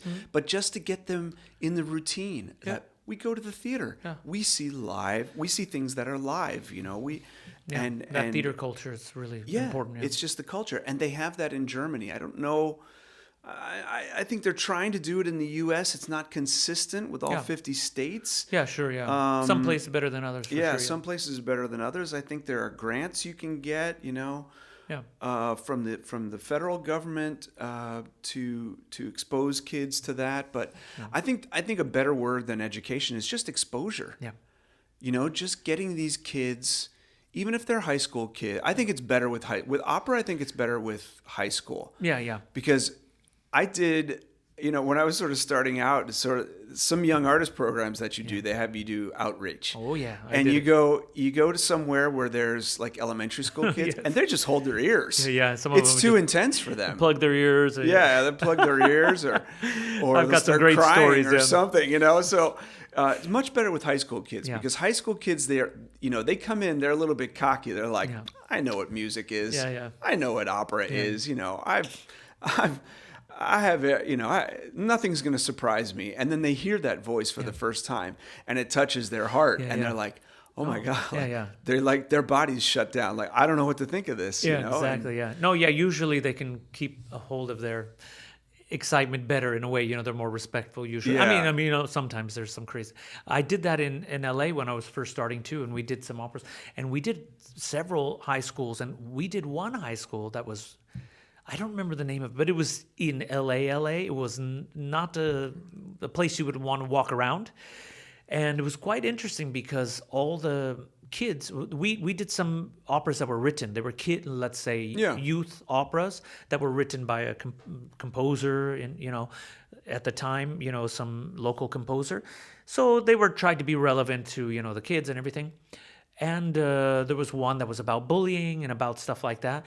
And some of the kids would be involved in the show. So we went to one school, it was all boys, and, boys had a lot of trouble.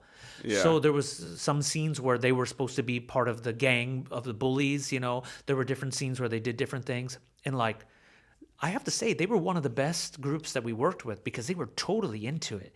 But they were kind of scary, these kids, they were not little kids that had never seen anything, you know what I'm trying to say? And it was quite interesting. But we did plenty of elementary schools too. And I have one story. We did a funny opera called Nerdlandia.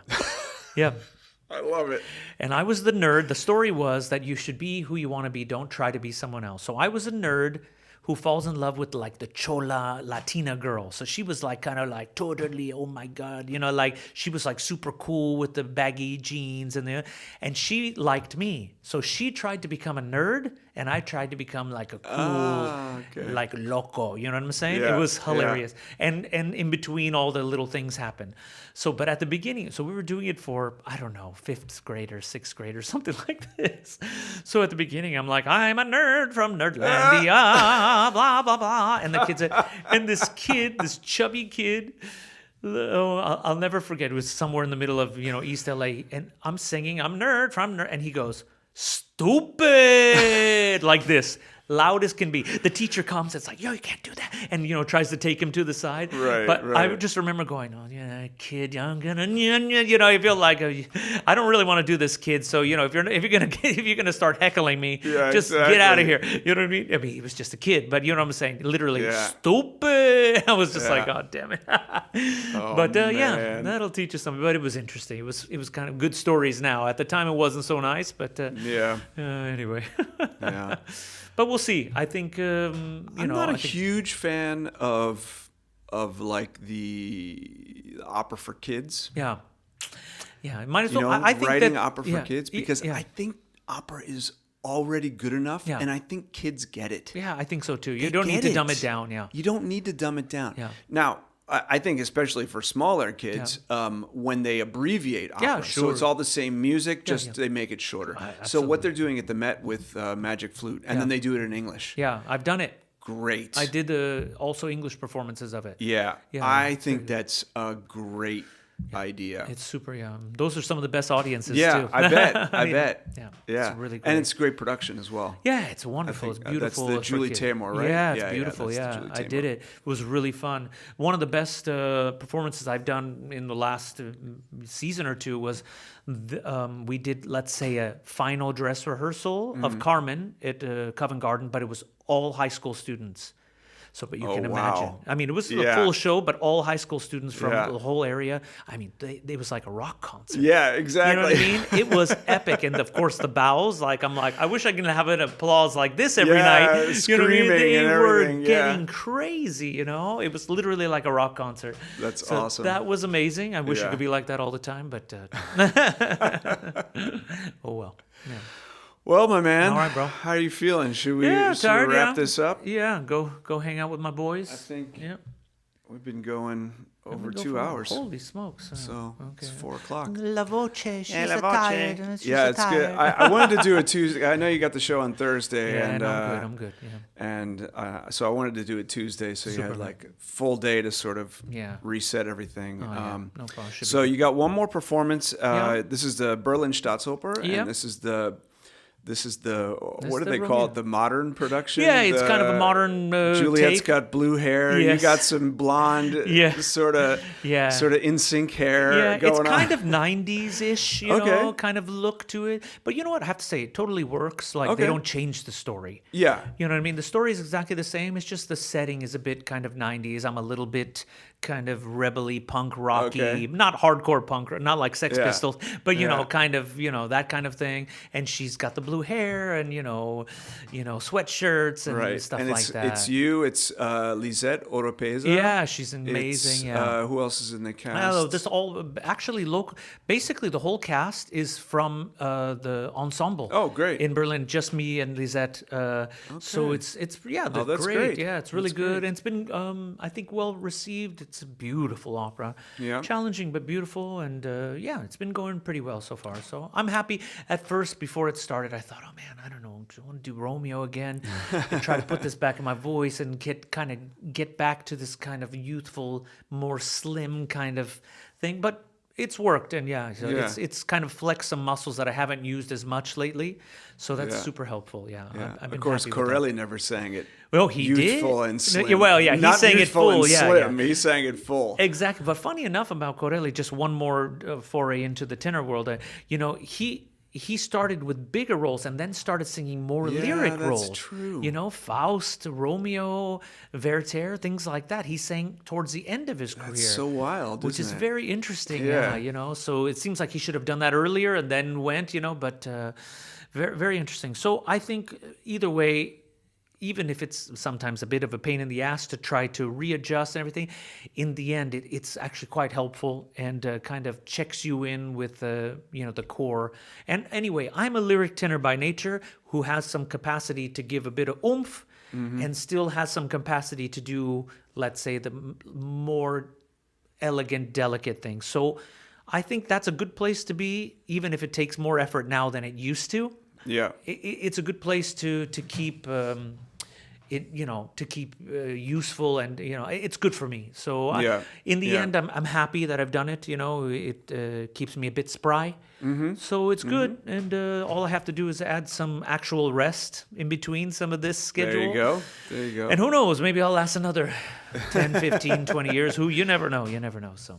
So after this, Champs-Élysées? Oh no, I'm going to Madrid to sing Oh, Carmen. Madrid, right. Yeah, so Carmen, I'm in Madrid. all the way to the new year. I have I think like 9, 10 performances of Carmen. Okay. So yeah, and then after that I have I don't want to say I hope, but probably will be my last Traviata. I'm doing Traviata again. I have over 205 Wow. performances of Alfredo. Amazing. So I have a run of that at Covent Garden, but it's an incredible production that I've done many times, so I'm happy to do it. Yeah, then I have a concert version of Romeo, and yeah, but my big thing coming up this year is first time singing Werther. So that's, again, like most French repertoire, it requires the elegance, pianissimi, but also some big Yeah. singing, also some big Really orchestration. thick orchestration. Yeah, the orchestration can be a bit wild sometimes, but it's, you know, it's also always elegant but emotional. Yeah. So yeah, so Where's that gonna be? That's in Tokyo, actually. Great. Yeah. So I've sung a recital in Japan many years ago, but I've never sung at the opera. So I think for a first time singing the opera, it's going to be very interesting. It's a completely Japanese cast except for me. No way. Oh, Yeah. that's wild. So I think it's going to That'll be pretty fun. Yeah, I think it's going to be Very interesting. Yeah, cool, I'm looking very forward cool. to it. Yeah. So that's my big new role this season. You're back at the Staatsoper for Oh yeah, I have Ballo. a Ballo, yeah, Yep. which is be that's even great. before the Werther. That's in March basically. Not a new production, right? No, that a new production? apparently they're doing it now in Valencia or something like that. So it's a Okay. shared production. Oh, okay. Yeah, New so for the Staatsoper. I but think so. not a new I think production, so. okay. Yeah. So it's great cast. and great. I've done that opera several times. So yeah. So I'm happy about it. Yeah. So I'm again mixing it up. Yep. Then try to put the Mozart in, try to put the bel canto in.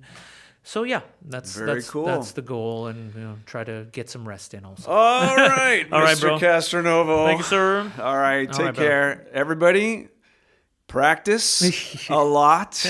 Take your vitamins, get your rest. Yes.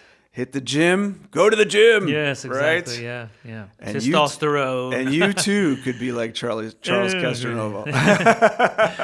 Yeah. You never know. All right, everybody. All right, bro. Take care. Be kind. Thanks again, Charlie. Appreciate you. Ba-dum-bum, ba-dum-bum, ba-dum-bum, ba-dum-bum, ba-dum-bum, ba-dum-bum.